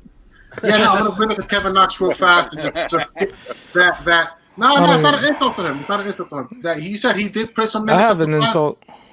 No, there's no shot to him. I mean, it's not an insult. I do. I don't want to. But if it's true that Kevin Knox did play some minutes at the 5, then that shows that Tibbs does trust him. So more credit to him, and I think that's another level of. Yeah, he was 5 for about maybe 5-6 minutes, wasn't like he? I said, Kevin Knox Last night. this season has done everything that Tom Thibodeau has asked Kevin Knox to do. Here we go. Oh, That's all I'm boy. going to say.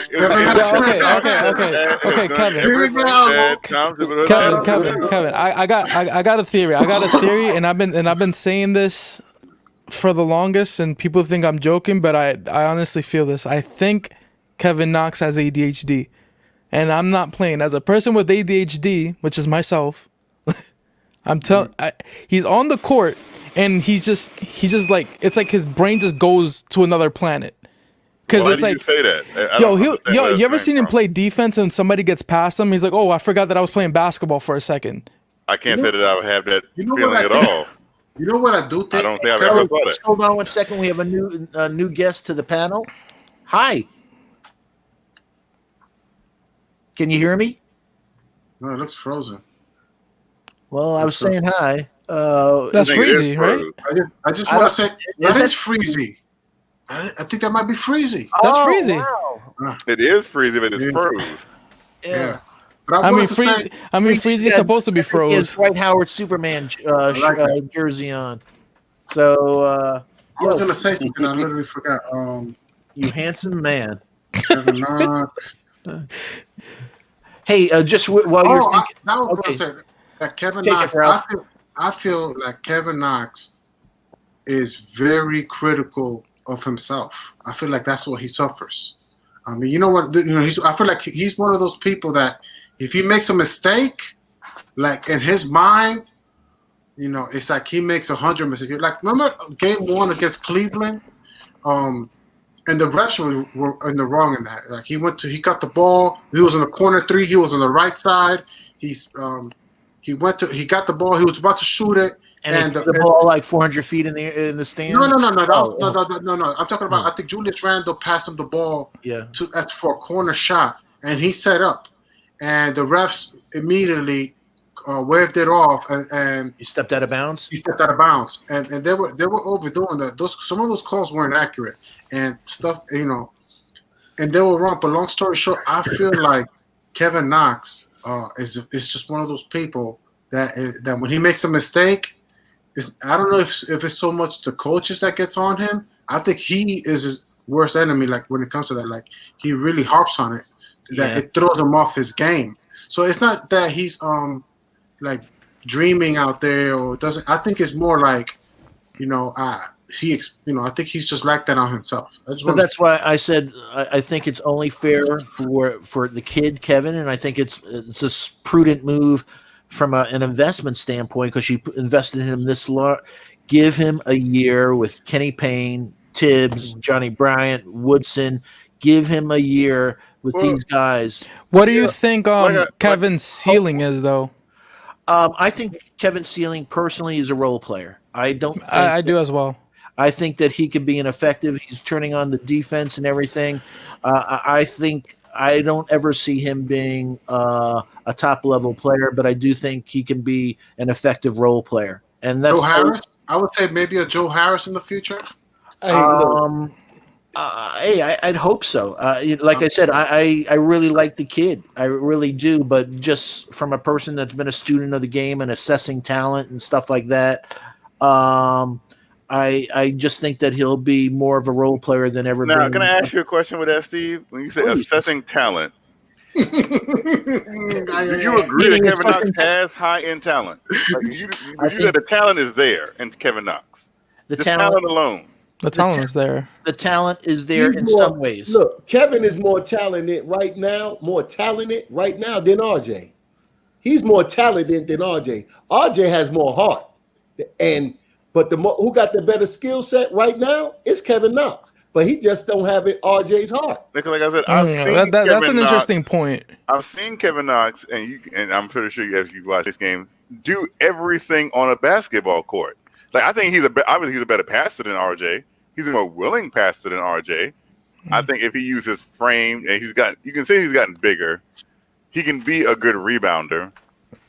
I think he should rebound more. Thank you. Those are the things, Kevin, that I'm looking for from the kid. That I know the kid has a natural offensive game. That he has those skills. We saw it from his first play in the summer league. And we saw it from his first season, where I said to you, I think the difference between the first season and now was he wasn't thinking the first season. He was just playing. Now I think he's overthinking.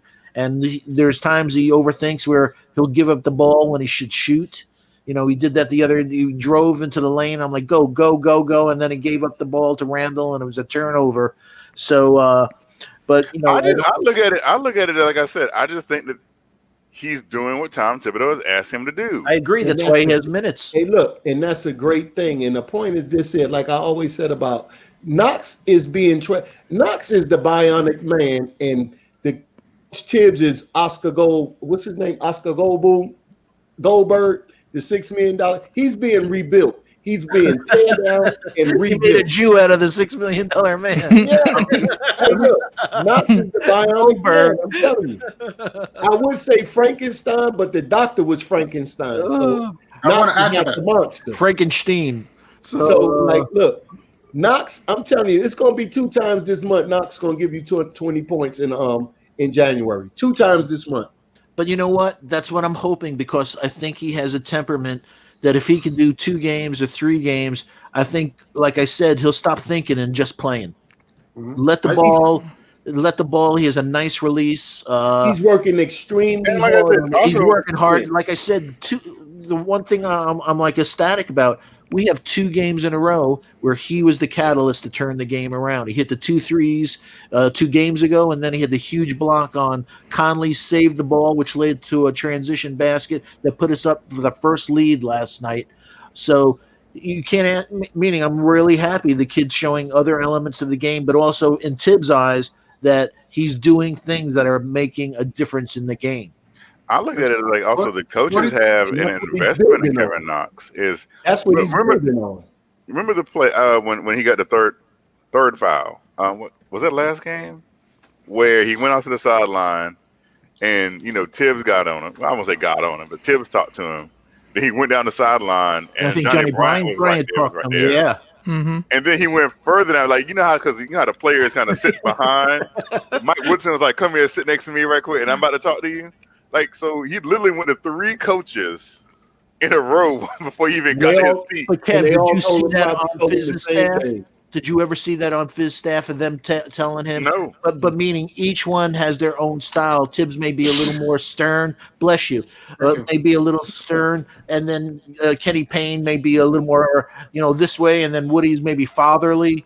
That, I love it. I love it. And that's why I think we're seeing new elements every game. I think he's feeling a little more comfortable with himself. Knox is making winning plays the last 2 games. He's making winning plays.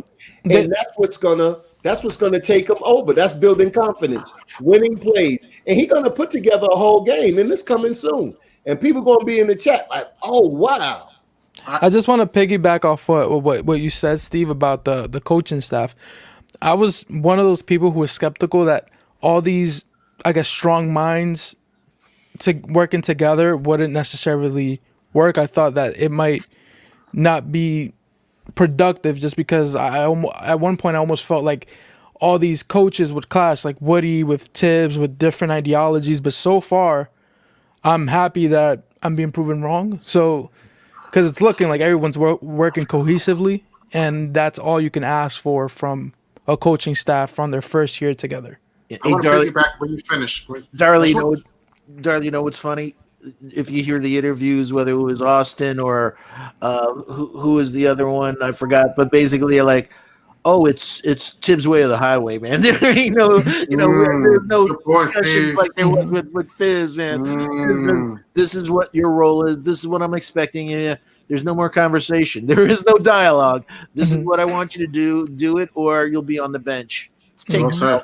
I just want to say that in terms of the coaching and in Basketball Reference, he's shooting 43% from the field, 36% from the 3, which that's good. That's average. So I'm happy with that. His free throw percentage, that's something that's always bothered me since last season. Like, how is he? He has a good, beautiful jump shot, but only shooting 66% from the free throw line. Like, I just don't see like how he can. He looks like I would think he's shooting almost 900. He should be 10 to 12 points less than he should be shooting. Rob, that's a good point, Rob. He hasn't been there that much, but it just looks like even if he's there one time, you go would think that he'll knock him down. To the free throw line once a week. You know what I'm saying? Yeah. Nah, I disagree. Muscle memory. Michael was shooting him with his eyes closed. But you do it enough times. There's one just meaning versus anything else. 9 months off or whatever. But if he hit 2 free throws, he'll be up to 80%. That's how many less free throws he has right now. I agree. He hasn't been to the line. Yeah. Hey, fellas, 1 second. Let me just do a quick shout out to the chat. Again, Ismail Rivas had a thing for us. All we need to do now is trade Frank or DSJ and Knox for Zach LaVine, and we'll be set. I don't know. There's a lot of complexities to that, Ishmael. One of them is where are we going to play RJ if we have Zach LaVine? So Zach will be our 2, and as we were talking about, you don't want to put RJ in the 3 because those guys are just too big for him. You don't want another volume shooter. A high usage guy, exactly. So, and also, it wouldn't be Frank, DSJ, and Knox for Zach. It'd be Frank, DSJ, Knox, and draft picks. So whether he's not worth all of that. Thank you. So thanks for the shout out or the thing, Ishmael. But in a perfect world, I'd love to get him as a free agent, but I think we'd have to just give up way too many assets to get him. And go ahead. I'm sorry. No, take it, Kev, my friend. No, I was going to make one statement to Kevin, to Ralph. Okay. Kevin Knox is taking 6 free throws. He's made 4 of them. And he made 4 of them? Yes. Thank you for the correction. So he's taking 6 and made 4. So that's why it's 66%. Okay. It's not like he's shooting bad. I guessed it. And I didn't even know for sure. I just guess he took about 6 because I don't see him. Yeah. So it's not like he's shooting bad. Like I say, he's taking 6 and made 4. Thank you for that, Kev. Thank you. That's all I wanted to say. Then let me just go right back to the chat real quick. Again, Pedro Matos, Joe Curry. otherwise known as OG Kush. I hope all is well. Pedro Matos, Julian Blum, talked to you earlier today. Hope all is well. Saucy Thanos, Chasing Chicken. There's a clear difference and distinction between RJ and Knox. Knox has more gifts and tools skill-wise and athletically, but with no heart, passion, or intestinal fortitude equals Wesley Person. Okay. Wesley Person used to ball. Oh, I know. So, but real quick, I'm getting old. I realized I thought of Chuck Person, not Wesley Person, when he said that, and I was about to say no. Chuck Person was he can shoot, man. Quiet Money is always real king. Let's see again. Nick Yak is always Charles B. Chuck, otherwise known as King Charles and the People's Champion. Rocket. Brother BKL Contreras, as always, man, and always a special shout out to Delano Steele. Hey, favor, let's get those likes up. We have 118. Let me do this live, get it a new refresh. We have 118 people in the chat. We have 65 likes. Do me a favor, let's hit that 100 metric tonight. And just as a reminder, please hit those likes, subscribe, and remind the bell so you don't miss out on any Knicks at Night and Knicks Morning Drive, Freezy and Ghetto Intellect and the gang and Keith and the Prince Bun and all of them. Great, just love listening to them. And please share the link on your favorite social media platform so we can grow the Blarence Tears family. And thanks again we're now up to 1,220. We're flying, man. 1,500, here we come. We greatly appreciate it. And also a special shout out to the best mods in the land, Sima Singh, Bodega Wi-Fi, and the new Knicks. We appreciate all you do. So, fellas, I thought maybe that we'd do this for a second. I put out, did some stuff. I wanted to go over how so far after 8 games, how we rank both offensively and defensively across the league. So on offense, we are 13th in the league in field goal percentage. We're 12th in the league in three-point percentage. We're 21st in the league so the first one where we're 13th is the combination of 2 and 3s where we're 13th. So we're 12th in the league in three-point percentage, which is surprising compared to our past history. We're 21st in the league in two-point percentage. We're 13th in the league in offensive rebounds. We're 8th in the league in defensive rebounds. So we're 9th in the league in total rebounds. Here's a concerning stat. We're 21st in the league in assists. So even though Randall's lighting it up and, we saw a couple of games, we need to move that more. We're 21st in the league in assists. We're 20th in the league in steals. So we need to pick that up. 16th in the league in blocks, obviously with Mitch. We're 27th in the league, almost last in the league in turnovers. So we definitely have to clean up that part of the game, and hopefully a lot of that obviously is attributed to both Randall. What you said, we last in the league in turnovers. How many a game we have? I'll give you another. I have to go to another thing, but at the moment, this chart doesn't show. It just says ranking. That they just showed our rankings in defense, and we was up there in the top 3. This is offense now. I'll go to defense in a second. So we're on offense. We're 27th in the league in turnovers, and on defense now. Getting back to your thing, we're 4th in the league for both 2 and 3 points. So field goal percentage that includes both 2 and 3. We're 4th in the league on defense. We're number 1 in the league for 3 points percentage, where our opponents are shooting .298 from 3 against us. We're 19th in the league on 2-point percentages, where they're shooting .540. We're 26th in the league on defense on allowing offensive rebounds against us. So that's where we need to pick it up. We're allowing our opposing team to get a lot of rebounds. So we're 4 away from worst in the league. We're 6th in the league on defensive rebounds, 11th in the league in total rebounds. We're 7th in the league. We're only holding our opponents to 22 assists a game. We're 8th in the league defensively with 7.1 steals. and we're 26th in the league. We're not causing a lot of turnovers, our defense. So I just wanted to throw those statistics past you. So anything jump out at you, Kev? A lot of that rebounding is, like I said, is the fact that we've played small a lot. Um, like I said, Nerlens Noel's never been the greatest rebounder, but even when he was in, and some of the matches that we've had this season, like going against Drummond, who we know is A monster. gets like 20 rebounds by himself sometimes. And Indiana twice, and they're a pretty good rebounding team. So we need to do better. Like I said, hopefully if Gibson coming in will be a little bit better. Because he's a rebounder. That's what he does. He'll get you some and Hey, knowing how to Kev. box out. Hey, Kev, do you think also it's attributed to the changing game that with everyone putting up so many threes now that there's so many long rebounds? That could play a factor in it. I don't know who. I know Utah took a lot of threes. I'm trying to think all the games that we played. I mean, yeah, what I think is also a contributing factor, like I said, is the fact that like a big thing. Like I think Elford is a good rebounder for his position. Aldridge is a good rebounder for his position.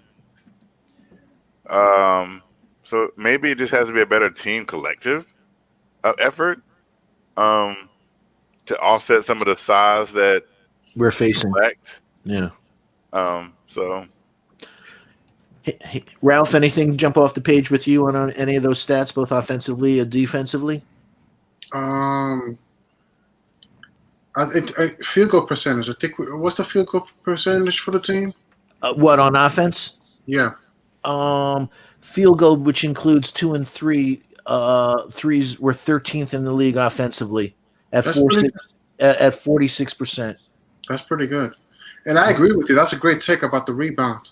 Julius Randle is collapsing the defense and kicking it out, and that might be the reason why we're also not getting a lot of offensive rebounds. The ball's going outside the realm of the guys that are in the paint.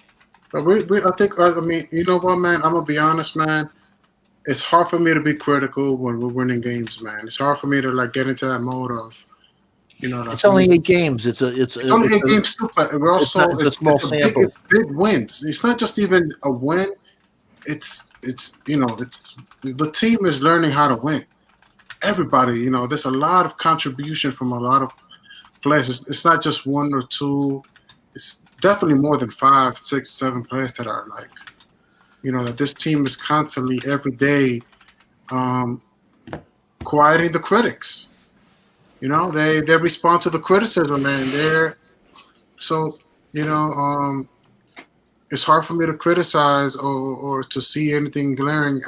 I think they're in the middle of things, and every day when I expect them to lose, they prove me wrong, man. So I'm gonna be riding this wave, and let's keep winning, man. Yeah, a shout out to Saucy Thanos in the chat. He says, appreciate the ranking, Sly Fox, but we haven't been at full straight yet. And personally, he's looking at the 20-game evaluation standard. And Saucy, I couldn't agree with you more. I'm looking at it from a math perspective. 16 games is the quarter of the season in. So, like you said, 20 games. I think that's a better barometer than 8 games, but. It's showing a tendency, and the one tendency, and we'll get to it in the next conversation, is defense. That was my last take, guys. I'm gonna head out, guys, but I don't mind listening to you guys. Okay. Oh man, Ralph, we're having fun tonight. I have I'm sorry. I mean, anybody else? But I'm sure somebody else will join. Where's Charles? Charles not gonna join anybody? Oh Lord, don't say don't. Talking about he gonna pop up. I'll stay another 15, 20 minutes, guys. I'll take another 15. Not everyone's traumatized. Man. Don't you love your Charles? No. Oh, That was defense you was talking about, right, Steve? I was talking offense. I asked him that. I could give you the defensive one. I have a very interesting stat on defense, so it's going to blow a lot of people away. Oh, but we on offense, right? Yeah, we on offense. I see. People aren't gonna believe it. Go ahead, Kev. Now I don't know if we're still there, but we all know that and I will admit I'm a Knoxer, right? Mm-hmm. So here's a funny thing. Mm-hmm. Defensive win shares.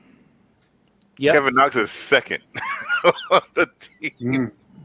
Now, what is win shares? What is win shares? That means that he contributes to a win with his defensive performance. Yes, he does get a lot of clutch blocks as well. Well, I mean, it's not like it's great. I mean, he's like 0.5, but Julius Randle's 0.9. But he's 46 in the league. In the league, Kevin Knox is 46 in defensive win shares. I told you he made winning plays. That's what I said. You know what I want to know? Where you guys find these stats, bro? I'll be trying to find, like, I'm hearing all these stats. I'm like, I want to find them out because sometimes, you know, I want to check. I want to fact check sometimes, and I'm like, wait. So that means Julius Randle is number one defensive win shares on the team. Yeah, he's in the league. Julius Randle is 0.9%, and he is number 25. He's the 25th best defender. Where is it? What? Reference? That doesn't make sense to me. Just based off what I see on the floor, I don't know. Kev, where you found that stat at? Basketball Reference. Yeah, I mean, hey, the stats don't lie, numbers don't lie. It's crazy. So Elfrid Payton is like -1. Elfrid Payton is -1.4. Okay, so I see Kevin Knox. How do I find out? 1.2. How do I find out those stats? I tapped in Kevin Knox in Basketball Reference. Well, yeah, it's I probably have to go to. You see across the menu, team. Go to season and put in the 2021 or 2021 season, and you have all the stats. Okay, let me learn this from this season. But yeah, everything is there, and I just think that's funny. People want to talk about Knox, but it's like obviously, clearly, he's a much better defender. I tapped in. So because I think who was it that got on me? It might have been Guillermo, and I don't want to keep harping on Guillermo all the time. But he was like, "Oh, Kevin Knox was last in defensive win shares, and and now he's like one of the best on the team." People kill Kevin Knox because he might let the backdoor pass get him from time to time. It's back to like what I said, Kev. He's being torn down and rebuilt defensive first. Because people can't see it, they crazy. When Knox is on the floor, and that bad things are not happening. It's not happening. He might not be scoring 20 when he's on the floor, but bad things are not happening when Knox is on the floor. He can't score 20 because no one's passing him the ball, other than Randle keeping his head in the game. No doubt, and that's why you got to give him kudos. And when he unleashed Tibbs is going to make them give him the ball. Somebody asked what Reggie Bullock is, and Reggie Bullock is a .03. So he's positive in defensive win shares. Yeah, for sure. Somebody asked what Reggie Bullock his stats was. So now I found the win share, the WS. I found it. You have OWS and you have DWS. Yo, Goose. How are you, man? Salute to the panel. Salute, man. How you guys doing? Salute. Really been enjoying your takes the last several nights, man, and one morning, man. Really enjoying your takes, man. Very deep, man. I love that shit. Excuse me, stuff. Thank you. Steven, I know you potty mouth. You guys can't take that boy. You take the boy out of the Bronx, but not the Bronx out of the boy. I'm still in the Bronx. Yo, Castle Hill Projects here. Yo, big up the Bronx. I just want to touch. I just want to backtrack a little bit and touch on Steven, the statistics you put out there with the assists and the steals. I want to touch on the assists for a second. I think for a productive team, you as a whole, you want at least anywhere between 25 to 28 assists per game to really help you get a win. What I'm looking at is that the two deficiencies on the Knicks, with the players that get up the bulk of the minutes, what jumps out at me is Reggie Bullock. Reggie Bullock is only averaging 1.5 assists a game. I could in his position, he's a starting small forward. We can use that number to go up in that position. Oh And God. also, Kevin Knox is averaging 1.1 assists a game, whereas the rest of the team they're pretty much pulling their weight. Julius Randle's 7.4, RJ's 3.4, Mitchell Robinson's I guess based on his position, but he's only at 0.5. Alfred Payton's 5.0.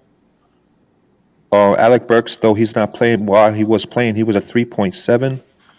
And Austin Rivers is 2.0. So I think when you're looking at those two positions, those two players that are getting a big chunk of minutes, Kevin Knox and Bullock, we could Knox is not use. getting a big chunk of minutes. I think with Knox style of play, if he played Knox is more probably minutes, getting about because you 15 see a him in the game. flow of the offense, that he's a willing passer. Knox would have averaged You more can't look at assists. Knox's assist rate because he's only playing about 15 minutes a game. Yeah. Hey, I got something Yeah, but for Kevin though. I got a present for Kevin that I found today. I forgot Now to bring Bullocks it is out. playing 20 to 30, so that's different. Yeah. I mean 30 to 25 to 30. Right. Ready for your present, Kevin? Sure. Okay.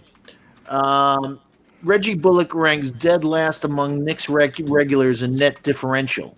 New York has gone from getting outscored by 7.2 points per possession when he plays to outscoring opponents by 7.4 points per 100 possessions when he doesn't play. So that's huge. So Yeah. me, You know, so one everything thing, you've been saying about Bullock, that's a perfect statistic to validate everything you've been saying. What's wrong with Bullock? I'll say this also, and I guess I don't know if this is segueing into something else, but it's something I noticed. I know that Tibbs is kind of hell bent on playing these veterans, especially the starting lineup, and maybe that's out of necessity because of injuries. But I've noticed that we'll get down in this hole, and we tend to do this, and then we'll exert so much energy into climbing out of the hole. That was I don't only know if 2 that's games, something. man. It's happened. No, it's happened. We've been down in several games and Yeah, had to but come 1 back. or 2 points, but not like 15 and 18 is the last 2 games. Hold on, let me see something. If we've been down like that before, we was lost the game against Philly. We was Indiana, we lost the game, but we've been in every game. These are the only 2 games that you're talking about that we haven't been, that we exerted energy coming back. We haven't been down like that. Hold on, because Weren't we down like 20? Like almost no, we were down 15 when we were playing. We were down 18 and then we was Yeah, down 15. But those were the only 2 games we fought back and won like that. And every other game we was in the game. Let me tell you, when we were down yesterday, I did not see us coming back, and the fact that we did means that whatever's happening during halftime, it's the players are eating that up, and they're following suit. Because last year, every time we came out of the locker room that third quarter, we would always get washed. exactly, and that's what I'm saying. That's another thing is that when we get down, and the reason we're getting it's always a certain unit that's on the court when we either start losing the game or lose a lead in the game or a team pulls away. Like in the first couple of games, after in the third quarter, it was what was killing us when that starting lineup was in, and then it was a game that was against who was it? Was it Indiana? Was that the Indiana game? I don't remember. I don't know if it was Indiana or if it was Atlanta. I don't remember.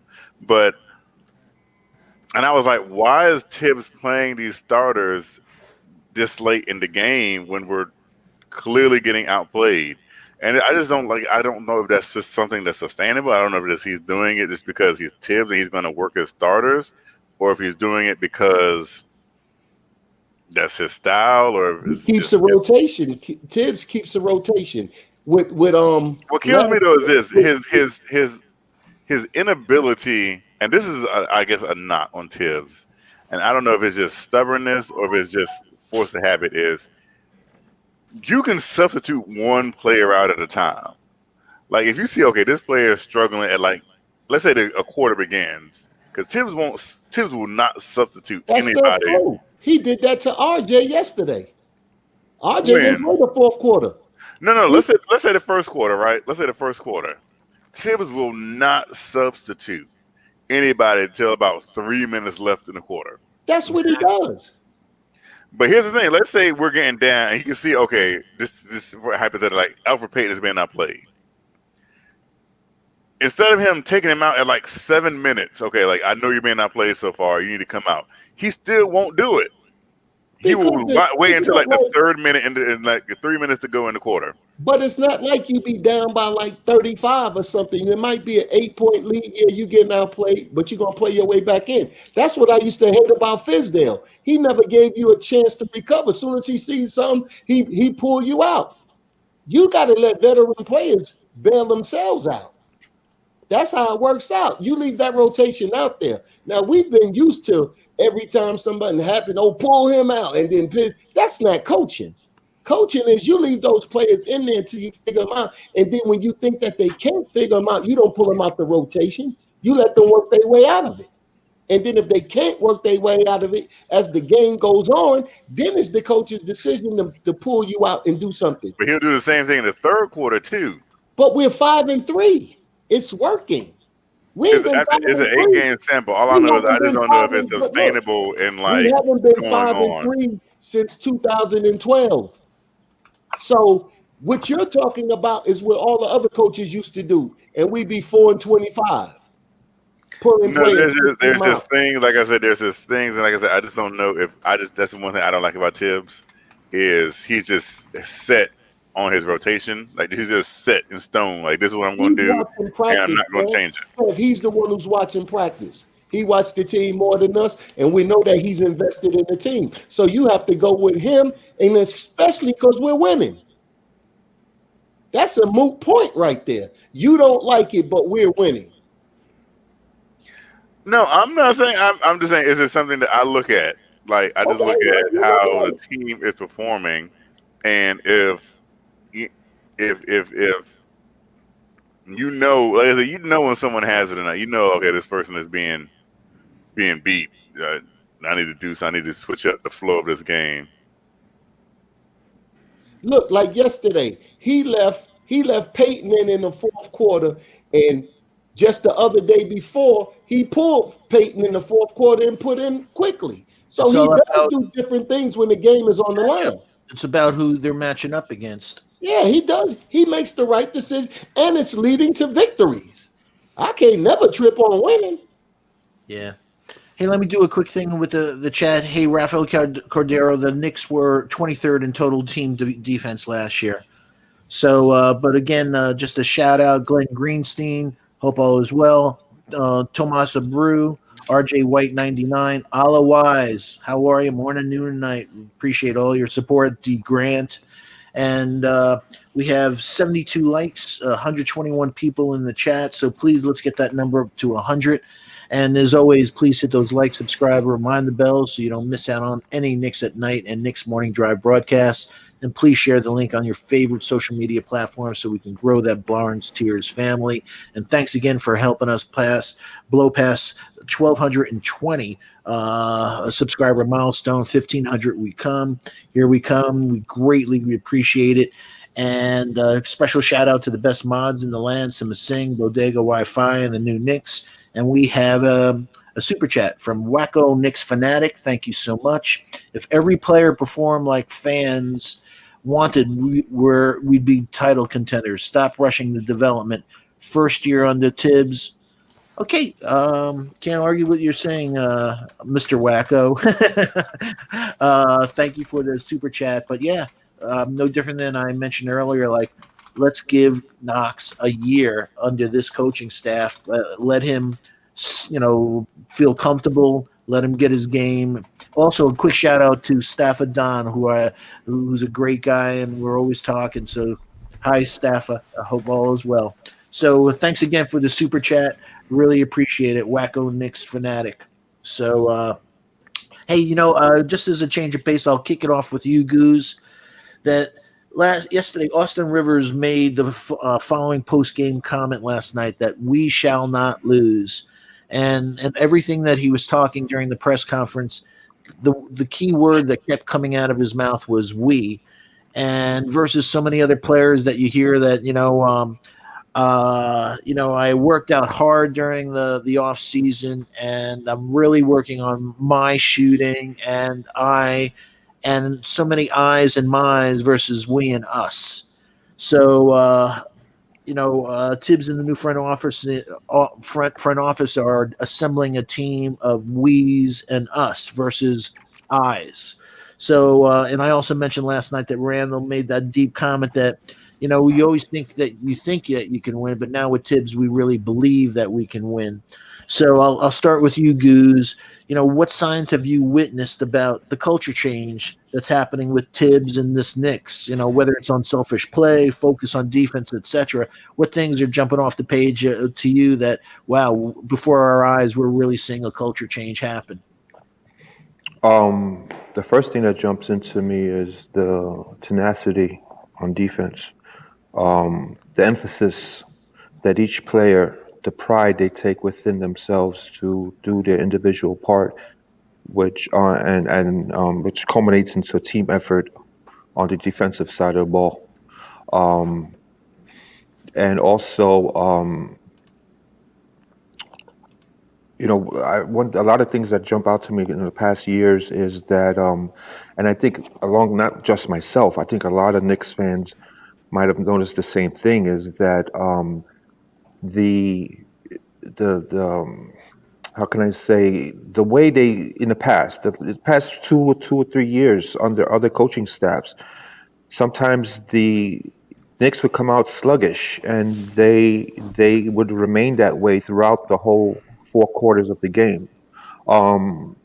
And if you notice against Utah, yes, they did come out sluggish. They just had gotten home from a 4-game road trip, but they picked it up. They turned it around. It was a team effort, individual effort, and that comeback against Utah, it all started on defense.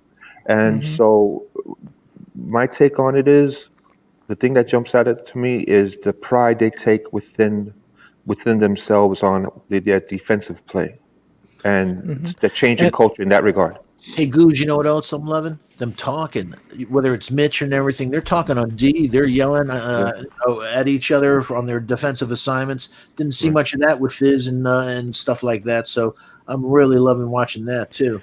Yeah. And just to add on to that, like, take it, Darley. As the Knicks, we don't have the luxury our team doesn't have the luxury of being sluggish, like, maybe a Lakers team where you can, if anything comes down, you can leave it to LeBron or something, right? We don't have that luxury. And when people come to the Garden, you always get their best game. So, being on the road, back-to-back games, whatever, you can't, as Knicks fans, we can't, as Knicks players, I mean, they can't make excuses, because you're always going to get that team's best game, whether you're at their home or our home. It doesn't matter. So you have to have that winning mentality every time you play. You have to know you can win. Right. If I could piggyback on what you're saying, and we haven't had enough sample size, but what I want to see, let's say after up to the All-Star break at least, is to see the pride they take within themselves in protecting home court. The same way you had just mentioned how other teams love the opportunity to come onto the Knicks court and show out. I want to see that culture, that the attitude the Knicks have in protecting their own home court. Says, no, you're not going to show out here. You can show out in your home court, but you're not coming to New York and show out and make us look like fools. This is our turf. This is our right. I want to add that real fast. Take it, Ralph. I think the Knicks are showing out themselves first. You know what I mean? Austin Rivers, what he did against Utah, he kind of showed out a bit. So I think the Knicks might beat them to the punch. Hey, Ralph, I know you got to go. We'd love to hear your take, though. Is anything from from the changing culture that's hitting you between the eyes? Like, wow, I'm seeing big changes that, that I haven't seen in past regimes. Again, they're constantly proving everybody wrong. Austin Rivers, Alfred Payton, he was in the doghouse in this panel a week ago, and now 10 days ago he was like the worst, and Austin now Rivers wasn't in the doghouse. Alfred Payton. No, he was. Meaning we I were thought all he said calling. Austin Rivers. Oh no, Peyton there. Everybody wanted to run him out of town. I mean, I still don't want him here. No, I like him. I think he's a. The way Tibbs is using him, I like him. Austin Rivers, of course, he's great. He came out of nowhere, bam, bam. He got healthy, and before you know it, he's winning games for us. So there's so many. I got a question for y'all though. When Austin Rivers came here, we kind of knew what Austin Rivers had done in the past. He was always on playoff teams or whatever.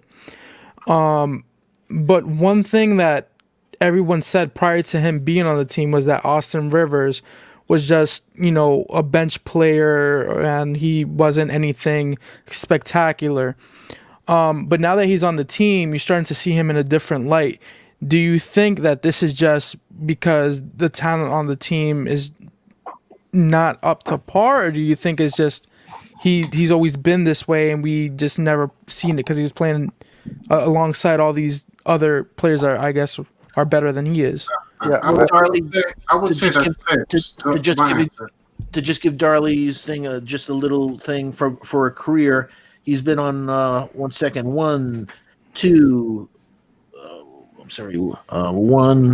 2, 3, 4. He's been on 5 teams in his career, and his career averages are 9 points, 2.3 assists, 2.1 rebounds. He shot from the foul line. He shoots 64%, which is surprising. He shot 46% from 2. He shot 30. I'll round it off 35% from 3. So, he's had a good career, but there's a reason he's been on 5 teams in a number of years. What's the reason? That he's a good player, but he's not a great player. Meaning, if he was a great player, those teams would have held on to him. Great player. He doesn't get them over the hump. Pause during whatchamacallit, like the playoffs. He never. I don't think you've ever seen him get them to a chip. Yes. he never. You're looking at it wrong. Take it, Rob. Let me tell you why. Mm-hmm. Okay. Number one, most of the teams that he went to, if you go to the team with Chris Paul, who started? Oh, we're not disputing that, man. All right, no, but a lot of people just don't know. This is why This is why his stats is like what it is. But he still is average in his career about 25 minutes a game, though. Exactly. You're gonna average 25 minutes a game, and you playing behind James Harden, Chris Paul. What are other teams that he was on, Steve? He was on the Pelicans. He was on the Clippers. He was on the Wizards. Exactly. He was on the Rockets, and now he's those on. Are like all of those other. I think he probably got about 2 with the Pelicans. He probably got traded in the team to 2 teams in 1 year. Yeah. He played 69 games for the Pelicans. He started 4. And then the next year he started 35 games for them before he was traded, like you said.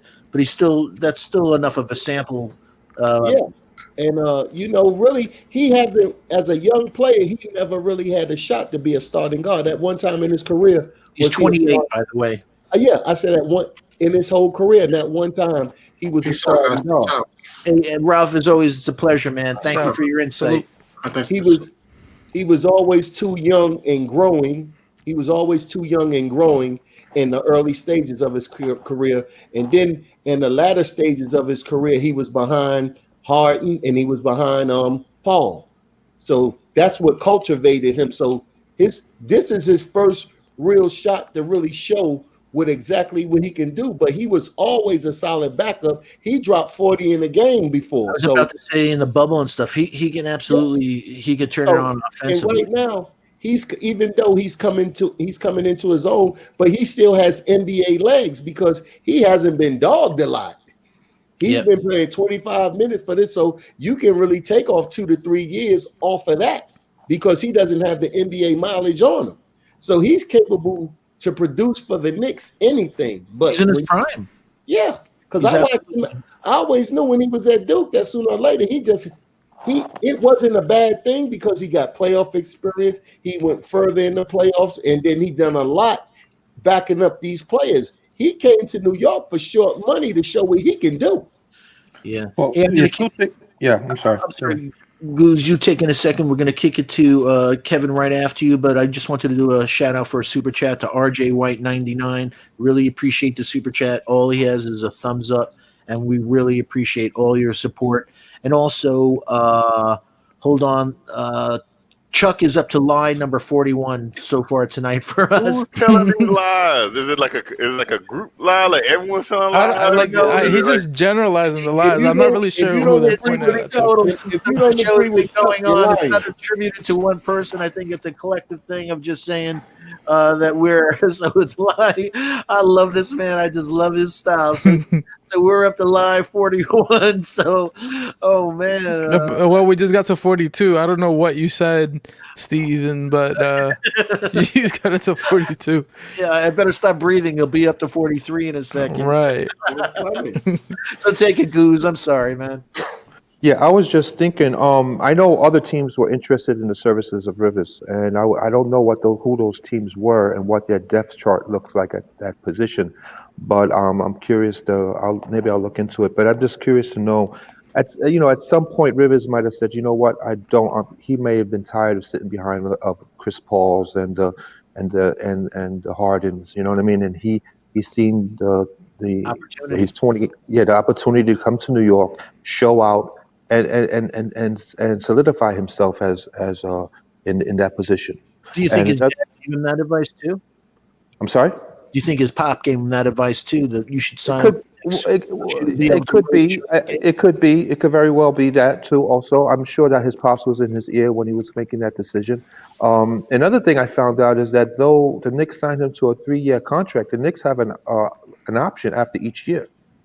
So they if he shows out, let's say after the second year, let's say he plays well this year and does even better next year. The Knicks can make that, and he'll only be maybe 30 years old. The Knicks may decide. So you know what? We're gonna cancel out that third year of your contract. We're gonna sign you to a better contract, and he can get his bag and remain here.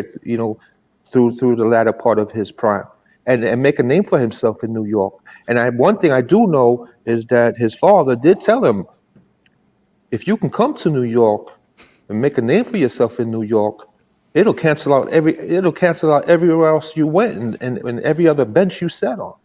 Yeah, and just to put on to the rest of what you were saying is that from a contract standpoint, he's getting paid $3.174 million this year, $3.33 million next year, and he'll be in 2022, 2023, $3.49 million. So for the type of player he is, that's highway robbery, man. He's really valuable with his leadership, a coach's son, his IQ, and everything to come in that way. Yeah, I really love the way Rose structured these contracts. He structured these contracts in a way where he had these players that were basically wasting away on other teams that are in their prime, and gave them the opportunities, 1-year contracts, and gave them the opportunity to show their abilities and make a home here if they're able to prove they deserve another contract and extension. Yeah, from the chat, Chasing Chicken, it's already clear Rivers is a vital piece to this team. We agree with you. RJ White 99, going back to a few other things we were saying earlier tonight, he said Peyton is a pro, but nothing more than a good, the best way to is transition them out or use them in situations versus smaller guards. And he bullied last night. So agree with you, RJ White, on that one. We are up to live 46 with Chuck. So we have a running tally on Chuck tonight. Hey, Greenhouse, hope all is well. Let me just get a live tally. 1 second. We're up to 82 likes. We have 113 in the chat at almost 2 in the morning. So please, need your help. Let's get that up to 100 tonight. We're at 1,220 and growing subscribers. Pardon me. So please hit those like, subscribe, and remind the bells so you don't miss out on any Knicks at Night and Knicks Morning Drive broadcasts. I love that show with Freezy and Ghetto Intellect. I love my GI, man. And please share the link on your favorite social media platform so we can grow the Blards Tears family. And thanks again for all you do. And again, a shout out to the best mods in the land.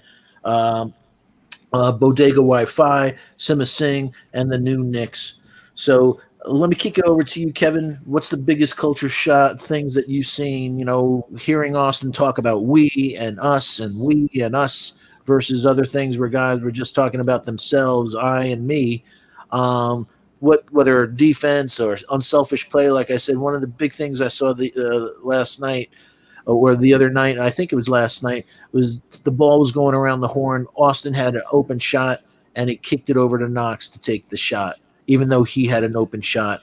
And a lot of other players wouldn't have done that. And that's the start of another culture change. Like, the thing is not an open shot; it's the best shot.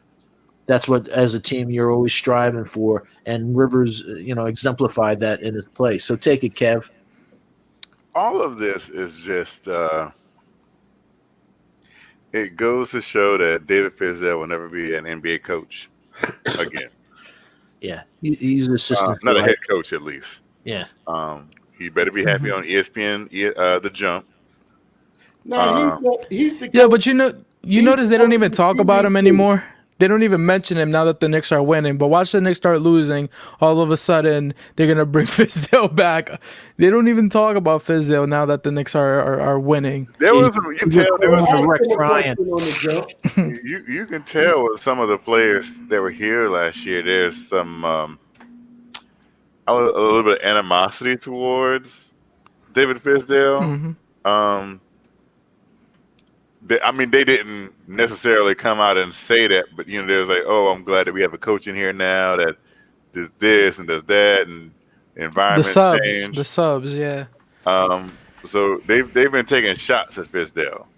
Mm-hmm. We all know that Tom Thibodeau, you needed an established coach, somebody with the cachet to come here and have everybody buy in, along with the coaching staff, because you got to realize also. I think he only really had is it Greer's the only coach that's been on his staff before? Yeah, Greer. I think Greer's the only. I think he's the only one who's ever actually worked on the Tibbs. That and Dice Yamamoto, I think it was. Yeah. So also he has had to take this entire coaching staff and be like, okay, this is the vision that I have. I need you all to incorporate your styles into my vision. So he's had to bring in all these different coaches who he hasn't had really any experience with in the past, and they've had to buy in, and the players have had to buy in. And like you said, it's Tibbs' way or the highway, and not every coach in the league can have that kind of cachet to where people really buy in. So it's changed everything. And the fact that the results are showing up, if Tom Thibodeau says, this is what I want you to do, and I'm going to put you in the best situation for us to succeed, and you see the results in that play, then the players are like, okay, well, obviously this guy's had success. He is putting us in the right positions to have success. So it's going to make them buy in even more, and nobody wants to lose. These players don't want to lose. They're like I've always said, they're not thinking about draft positions and tanking. Nobody wants to lose.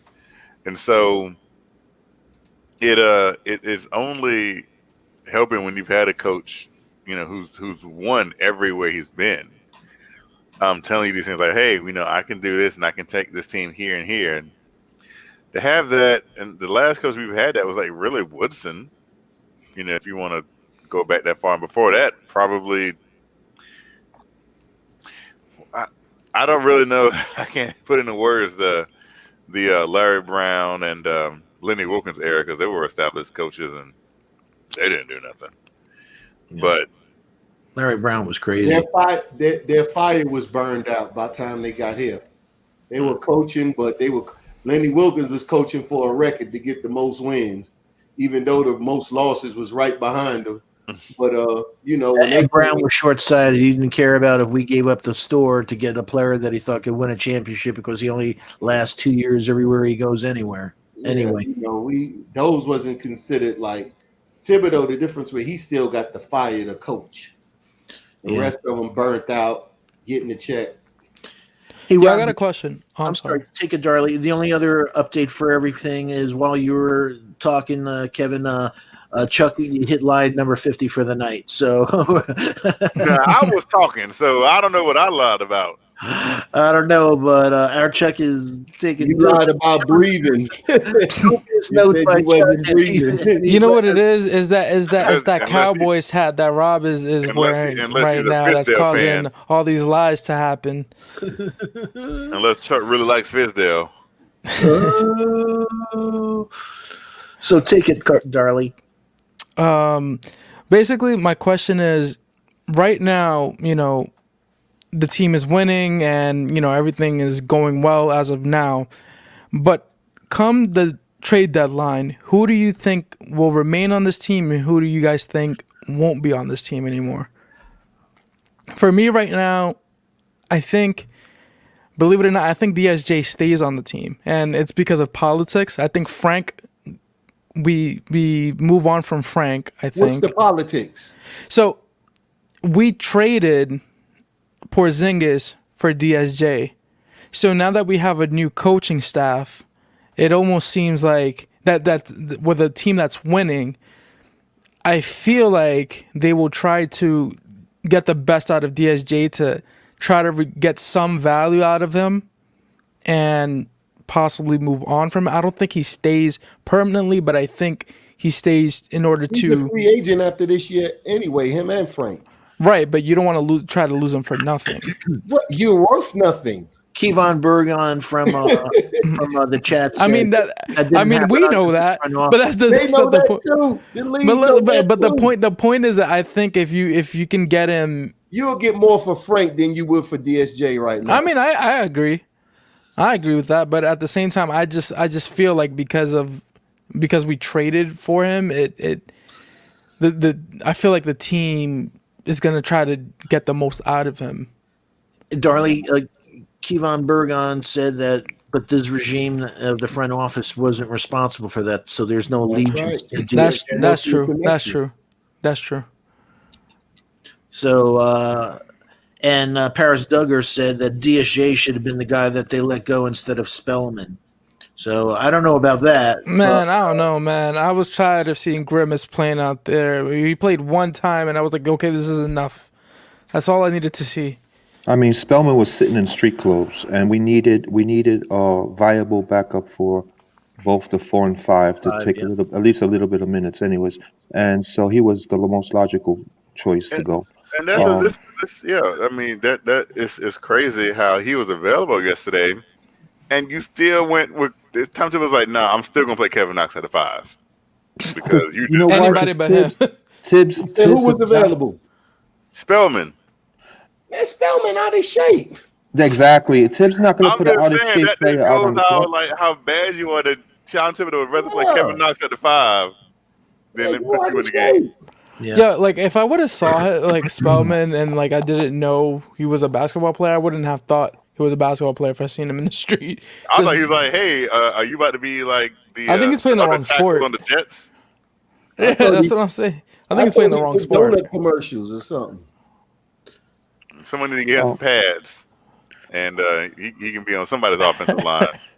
Yeah. Hey, Goose. I think Darley brought up a good thing. Just to follow up, Darley, did you finish your take on? Yeah. So, but I thought it was a great thing. If by the trade deadline, if there was somebody on this team that you think that's not going to be here, who do you think is going to be the candidates potentially be out of here? Let's go under the assumption that by the trade deadline, we've gotten the bulk of our team healthy.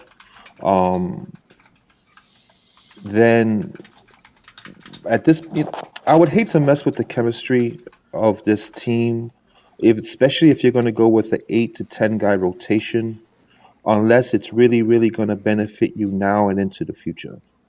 Um, so it really depends on what kind of trade we would be looking for or offered. I like the 8-man rotation that Tibbs is playing. I think they play well together, and I would hate to mess with that. And again, with that said, we don't know what we're gonna need because we might already have what we think we're gonna need, but it's just that guy might be sitting on the bench with a busted ankle. So I would wait until we get a full evaluate the team as a whole when everyone is healthy. See what if Burks can continue to to contribute what he showed so far. See if Ntilikina can come back from his injury and give us the perimeter defense, if nothing else, that he's shown he can give us. Get the team fully healthy, evaluate the team as a whole, and then see what type of trades are out there. So I would stand pat right now until at least that point. Cool. Rob, any thoughts? Yeah, right now it's just really too early to tell. I wish like if they keep on playing, all they got to do is swim around 500 to me, and you don't have to do nothing because right now I think chemistry is more important. Get these boys healthy. If you can do something with that 18 million, that's going to significantly help us. Then we do that. But anything else, you don't have to move because it's just going to be for a marginal player. Yeah. And we don't need marginal players right now because we have a starting five and we have role players. So anything that will help will have to Take a goose when he's finished, man. Yeah, I'm sorry. I just wanted to add one last thing. If there was a position, in my view, that can be upgraded, it'd be the 3. So if a trade comes down the pike where we would get a viable upgrade at the 3 position, then I'd be more into What you talking about, like a starter, a backup, what? a starter. Do we still have 18 A mil in starter cap? to replace Bullock. And that's a minimum, by the way. Meaning I'm sorry? 18 million to Bullock hit is the not the baseline third. of It's 100. just that Burke is hurt.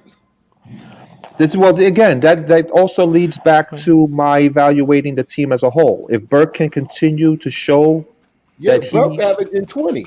exactly. So that leads back to my original answer is waiting to get a healthy squad back and see if Burke can continue that trajectory.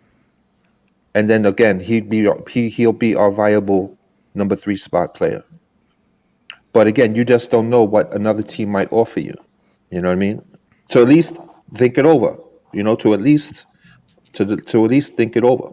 But if Burks can come back healthy and continue his play the way he was when he got injured, when he landed on that opponent's foot and twisted his ankle, I would love for Burks to be able to fill that spot because right now, with Burks injured, Reggie Bullock and Kevin Knox, that 1-2 punch at the number 3 spot is really not going to sustain us for much longer. Yeah. Hey, just a quick shout out. Paris Duggar said Knicks fans need to stop being a prisoner of now. Spellman is a young, big-time talent from Villanova University who will be very good. Well, Paris, I think he needs to date Jenny Craig, and maybe we could have another conversation after that. But you can't be very good if you're not in an elite shape in the NBA, and that's on him. That's not on anybody else. So he's got to take the game. He's got to respect the craft and respect the game, and drop weight and be the best he can be. And obviously, he had an opportunity when you could learn from this coaching staff, and you come in all out of weight like that and then get injured. You just have to look in the mirror to see who's the culprit. And I'm shocked. I said it earlier in the broadcast that I'm a big Villanova fan, and you look at all the guys in this league, whether it's Lowry, etc., that come in, that they're dogs and they're NBA ready. And I'm shocked that the coaching staff didn't say to him, son, you need to lose some weight and you need to get in there. So, hey, hi, who are you? What up? It's me, Pow, man. I've been in the chat all day. How's it going, fellas? Okay, good. What's good? Hey, how do you spell your name? PAO. It's like those old Batman comics. Like Oh, PAO. okay. Yeah, Robert okay. Pat- Yeah, yeah, yeah. Yeah. Oh, okay. Nice to What's meet good, you, man. fellas? Nice What's to up, meet pal? you. man. Welcome, welcome. What up? What up? Welcome. First time participant, long time listener. It's 11 o'clock out here in the West Coast, feeling homesick. Couldn't visit Oh, my okay. family. I Well, feel like you're I'm with family with my now, peoples so right now. Thanks, yeah, I was about fellas. to say welcome. Yes, sir. Really good to have you, and we're looking forward to hearing your insights. And we'll kick it to you in a second. We just wanted to hear, Kevin, anyone that, from a speculation standpoint, that you think will, by trading deadline, may not be on this team by that time. It's here's the thing. It's hard to say because you don't know where you're going to be at. What happened? I didn't say nothing. Oh, I think that was Freezy. Freezy, I know that was you. What up, Freezy? Uncle Freezy. He's trying to get me rattled up. I heard that. No, it all depends on what you're trying to do, what you feel like. You don't have to make a move. That's the thing about it. You don't have to make a move. If you're going to be a buyer, it all depends on what you feel like, can upgrade the team. It can be something small, but health is really going to determine what happens. I said it before, like with Burks, I might have been the first person to say, like, listen, Alec Burks is going to miss 15 to 20 games a year. That's just who he is. And you said this 2 weeks ago, prior to him getting injured. So yeah, and I'm just like, that's who he's been. Like, I'm not. It's different when you've been in the league 6, 7, 8 years. Like, and this is a routine. Like, you do this every year. Like, no, I'm not surprised that he had a mild ankle sprain and he'll be out for 2 weeks. No, you know what I thought, Kevin? That potentially the case of bananas that you shipped to Reggie Bullock was misdirected. was misdirected by accident to Burks. I don't know if they have lockers side by side or what. I just wanted my apologies to Alec Burks. It was not meant for him. But yeah, Reggie. We all know how I feel about. The thing about Bullock is that he's streaky, though. That's the one thing I'll say about him. Is that when his starts to drop, they drop. Freezy, is that you? Hey, everybody. How y'all? All right. Hey, Freezy. Hey, good. Hey, what's up, Dolly? What's happening? Chilling, man. I'm actually about to head out soon. You took a break from making music to come hang with us? That's dope. Yeah. Man, I've been amped all night, man. I've been talking to Darley for quite some time, and now finally put the face to the name. It's cool, and also having him, hearing all his insight, man. I really, really, really like it, and hope to have you on the show more often, man. Yeah, I just say things that sound smart, but usually I don't know what the hell I'm talking about. I think you're just like out of us. I think you're just a traumatized Knicks fan that's like, like me. Yeah, I just do the eye test, man. What's going on? But not for nothing. It's like, you can't fault that for Alec Burks. He stepped on somebody's foot, man. You know what I mean? It's like, it's the luck. Every time you go out on the floor, there is a chance that something bad could happen. So you always gotta keep that in mind when it I comes guess something bad happens to Alec Burks every year. Then I mean, unfortunately, I I don't want that, especially with a talented shooter like that we've always been looking for. I don't want that, but Ken got a problem with all small forwards that plays Knox position. No, listen. Oh, so you're the Kevin Knox lover? Okay. I don't have anything against Alec. You've never heard me say one thing bad about Alec Burks. I keep it real. I might say something about Reggie Bullock. You would lose like Trump if we took a vote on that. No, listen. I might say something bad about Reggie Bullock because Reggie Bullock deserves it because Reggie Bullock got to go. No, Alex but you was killing Burks earlier. The only thing I've ever said about Alec Burks was, he's going to miss games. Right. My That's question the only is thing I've for ever you, said about Alec Burks. You can look at his career. Look at it every year. He's missed 15, 16, 12, 10, 15 games. Like, he's going to miss games every year. Yeah. That's fine. But look, you look forward to that, so Knox can You get a do, shot. yeah. That's the problem. That's it. That's it. A I lot of never fans well, do no, that, yeah, man. listen, Yes. Alex Burks is not in Kevin Knox's way. I don't worry about Alex Burks. I don't think so either. Hey, Kevin. Chuck says we're up to live 1,693. So And we jumped. That's a We big went to jump. hyperspace. We went to hyperspace. so there's a bigger Hey. jump as our subscribers. Right. Hey, Foxy, you getting out of here? I am getting out of here, All boss. So thank you. Just want Next a quick. shift. Let me just take. Yep, like we said, from 11:45 to 2 is Knicks at night, and from 2 o'clock on, it's Knicks at night after hours. So Yeah, I got work in the okay. morning. I gotta head out too. hey, Okay, all right, just word. a quick shout out to the chat. Thank you so much. Let's get those likes up to 100, please. And just please keep hitting those likes, subscribe, and remind the bell so you don't miss out on any Knicks at night and Knicks Morning Drive broadcast. And please share the link on your favorite social media platform so we can grow the Blarns Tears family. And thanks again for having us blow past the 1,220 subscriber milestone. 1,500, here we come. We greatly appreciate it. Please, shout out again to the best mods in the land. Bodega Wi-Fi, Sima Singh, and the new Knicks. We greatly appreciate all you do. And again, please check out Knicks Morning Drive if you want to watch great Knicks talk and great people from Freezy and Keith and Ghetto Intellect and the Prince Bun and Cornerstone Kevin and D all the above of part of the family. So let's get those likes up tonight, everyone. And please, if you haven't subscribed, hit that. And with that, I'll see you tomorrow night for game night for our recap. Peace. And as always, love you guys. I'll see you tomorrow. Take care, everyone. Peace out, Steven. All right, man. Nice to meet you, pal. Nice, dude. I'll see you too. Too bad we, couldn't spend time. Yeah, I'm gonna head out as well. I got work at 9 in the morning. Oh, It was wow. fun chatting with y'all. So, but I gotta go to sleep. Word. And it was good to see you again. Yeah, for sure. I'll be back. Don't worry. I'll be back to piss off Chuck. That was so much fun. Yeah, this is some therapeutic Knicks talk right here. I appreciate you, for Barry. sure. All right, peace out, y'all. All right, peace. All right, Dolly. Man.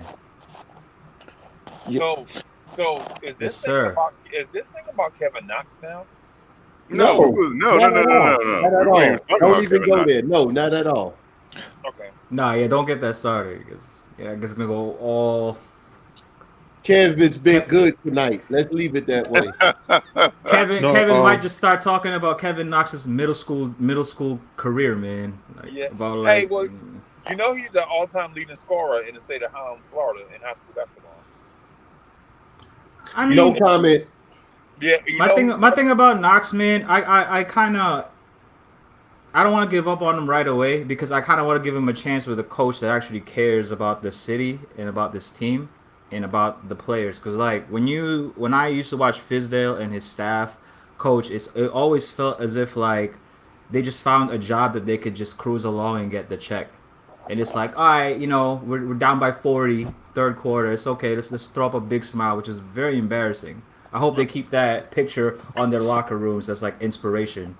That this is not the same. This is not the same organization no more. So I want to give him a chance because he's been slowly improving. I don't even blame Fizdale for that. I blame Steve Mills for that. Steve Mills, thank you. Oh man, I blame Steve Mills for that because Steve Mills put Fizdale in an unbelievable position. But I never just thought that Fizdale was the right guy to coach anyway. But when they got on TV and they said this was a playoff team, that automatically knocked Fizdale out the box and every rookie behind him. Because now you got all these power forwards. You said we're a playoff team. Now you put expectations on the rookie team. And you killed all of the momentum of the draft as soon as he did that. Yep. But you had to play RJ because he was the new one coming in. Everybody else, they trashed him. And that was he checked out. He checked out. I don't know. There was a game last year.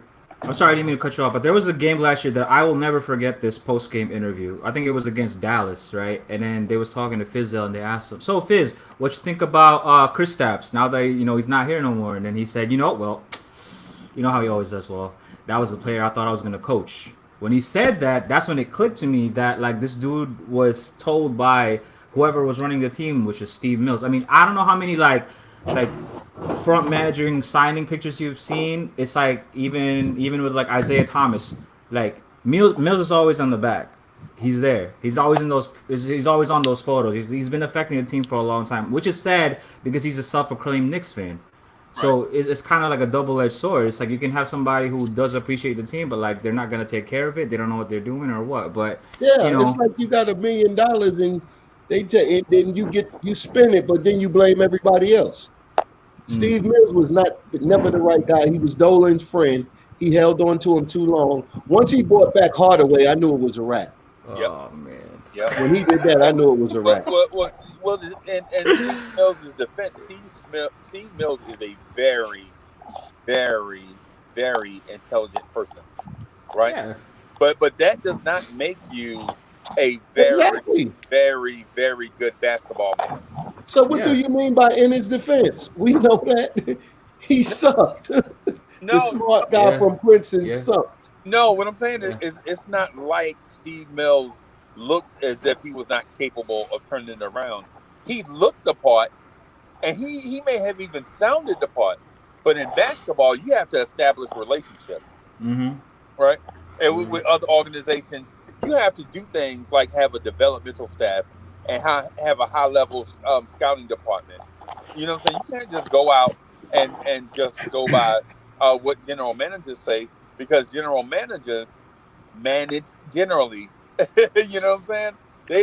They not really in depth in the trenches seeing all this stuff. You have to be able to have high level, like for instance, like the Knicks at Night podcast, right? What we do is me and Foxy have real sharp cats around us, right? Because we feel like we can do the thing, but we need others around us to put really high level input into the joint. You know what I'm saying? And Steve Mills didn't do that. The Knicks didn't even have a developmental staff. Like when you saying you rebuilding, how do you rebuild without a developmental staff? How do you rebuild without an in-depth scouting staff? How do you rebuild without having like a top 10 cap guy? You're not really rebuilding. You know? Yeah, Freezy, you're right. Well, you know what?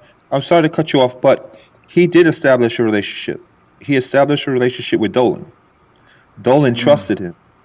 But like you just indicated, he didn't continue growing that tree, so that others can come under Mills and inform him on the aspects of the running the team that he didn't have knowledge of. Right. So I agree with you 100%. But he had that Dolan trusted him. And that's where it started, and that's where it ended. But it never really trickled down to the court. Right, but as a team president, as a team president, there are some aspects of the organization that you're not going to have your hands on a daily basis. So if you know you're not going to touch it, you have to hire smart people that will innovate and use resources wisely in order to produce a high level product. You can't just say, I'm gonna just go what we already have in house, even though we were losing with that product.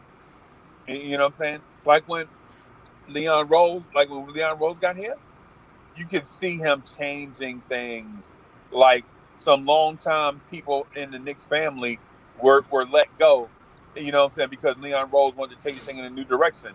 While you never want to see anybody lose their job, but 20 years of a 37 win percentage means somebody had 20 years of you know what I'm saying, of good work for low production. Because for 20 years, if your win percentage is 37%, and you had a couple of playoff years in there, that means the team was a disaster for a long time. That means the people you had in place were not the ones you should have had in place. And the blame was always getting put on somebody else. And the worst part is sometimes it's the players. Like you remember that 2016 roster? Yep. It looked good on paper. Yep. Right? It looked amazing on paper. Sheesh, we had D Rose, Melo. Yep. Come on, man. Courtney but Lee. what's the most important with the staff is beyond just intelligence is trust. Yeah. You need to have a head coach that trusts his scouting staff to let you know at halftime that listen, we gotta put this player in so that we can lock down Frank. Not Frank. I don't know what I'm thinking about Frank, but like to lock down Trey Young. You know what I mean? So that we make sure that we keep them under 120. Because remember, before we played the Hawks, they were like 120 like during those few games, and we kept them like what was the score, like 10, 101 or something, 108, something like that. Yeah. But at the end of the day, you need to have trust in your coaching staff, and you need to have trust in your development in your assistant coaches and all of that. Like you need to trust them. And what's very good about the staff too is that you never hear about Leon Rose. As much as like we all love Leon Rose right now, he's not in the media like singing praises about himself or like what kind of he's not making any whispers. I think the only thing that got out so far was the Taj signing. But that's like a small feat compared. That's like I think we all knew that Taj was somehow going to come back later on because you know Spellman wasn't going to do it. He wasn't going to cut it. But that's what I see a lot in this team because like how do you? By the way, I mean he was okay, but I think why I know there's trust in this team is this: how do you convince somebody like Julius Randle, who the city was getting ready to run him out of the town, to sit him down and say, listen, look, we're bringing this whole team together. I know last year was like a mess. It took you guys 20 games to win 4 wins. And you had like that ugly press conference after that one loss immediately to like throw the coach under the bus. Like, what kind of player would want to play here? Like at that point, he checked out too. Right? And then you gotta convince RJ's family and RJ too. And then how do you get a player and then sit him down like that and then say, hey, I need you to play at your best capability right now. You're gonna have to play 40 minutes during these games. We're gonna not even saying we're gonna get you right, but like we depend on you. We're going to get this through. You need to trust us. You need to believe in us. And I think that's what this coaching staff and this staff is all doing is like the fact that William Wesley doesn't have to fly in these games. He can just be silent somewhere. But in the last game, he was on the court side with Allen Houston, Perry, and, you know, West was there. They were all on the sidelines, and they were all cheering the team. And that's good to see to me. I like that. I like that they trust each other. Where this is going to go, we'll see.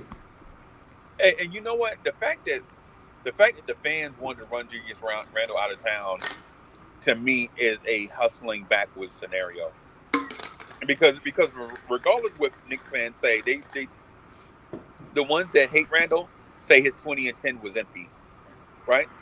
But Porzingis was here with 2010, and they say it led to wins, right?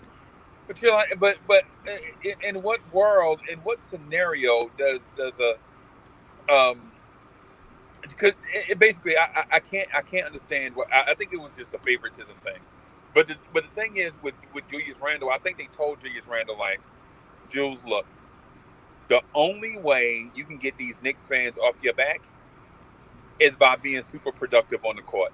Yeah, perform. And no matter and when you do it early, they're not going to trust you. But if you keep doing it and you're consistent, if you play consistently at a high level, then you'll turn the fan base around. But in terms of what happened last year, we cannot delete that information from the record because it was who we were at that time. But Yeah, going forward, man, if you can produce at a high level and look like you're having fun, be a leader, have this production lead to wins, this city will love you. But it won't happen overnight. You know, it may take a season or maybe even 2 seasons for them to rinse themselves of what they saw before they can back you. Exactly. And this team, like if you look at, I mean, we all talked about this before the season started. A lot of channels, including that this roster just doesn't fit. You know, it just doesn't fit. But somehow they're working together. They're all moving out there. They're all like, listen, halftime we're losing by like 18, but okay, what can we do? That's the next question. It's like, what do we do to win this game? And that's all I want to see. That's all I want to see. Whether or not Quickly got 6 minutes that game, the last game, and all that. What matters is we won that game, and we won it during what was supposed to be like a blowout game. If this was like last year, we would have already all given up. I would have already turned the TV off. I would have already moved on to other things. But like I wanted to tune in because I was starting to feel that I could trust this team, which is like it's been a long like I haven't felt that way in a long time where I could say, okay, I can actually I should watch the rest of this game because they might win this, they might pull this off, and thank God I did. And I wish the Garden was there because there would have been Austin River chance. Right. There would have been Austin River chance. If Bobby Portis got a chant last year from the Garden, Austin Rivers would have gotten a chant easy. Easy. Oh, yeah, Freezy, I want to touch on something. New York is a tough town to play any sport and without the fan. New York has really tough fans, and I just want to just like the numbers that Randall put up last year. Okay, he averaged 32 minutes a game, 19 points. His field goal percentage was 46. His rebounds was 9.7, and his assist was 3.1. And we were ready to run him out based on his court performance. But let's say, for instance, if he put up those numbers in Orlando, you know what I mean? If he put up those numbers in Charlotte, if he put up those numbers, they wouldn't be ready to ship him out after a first year of a 3-year contract. But in New York, granted, we want to win. We want to, and we're tough. We're a tough fan base. But those are respectable numbers he put up last year. How Fizdale was trying to use him kind of muddled his name because he should have never been running point forward the way Fizdale was using him and bringing the ball up the court. But all in all, the numbers he put up are respectable numbers. And my take on it is if he would have put up those numbers on any other team, a small market team, they would have gladly thanked him for it and see what he can do for them the next season. You know what I mean? You know what? I'll tell you this, and I know this is going to be a controversial take. So Kev W, don't bash my head in because I know you coming. Don't bash. Just be gentle in your rebuttal, right? So here's the thing. I believe Julius Randle, if allowed to develop into this player that we see today, could have won a championship with the Lakers. Now, before y'all cut me off, just hear me out. The Lakers at one point had D'Angelo Russell, Lonzo Ball, Jordan Clarkson, Julius Randle, and Brandon Ingram, right?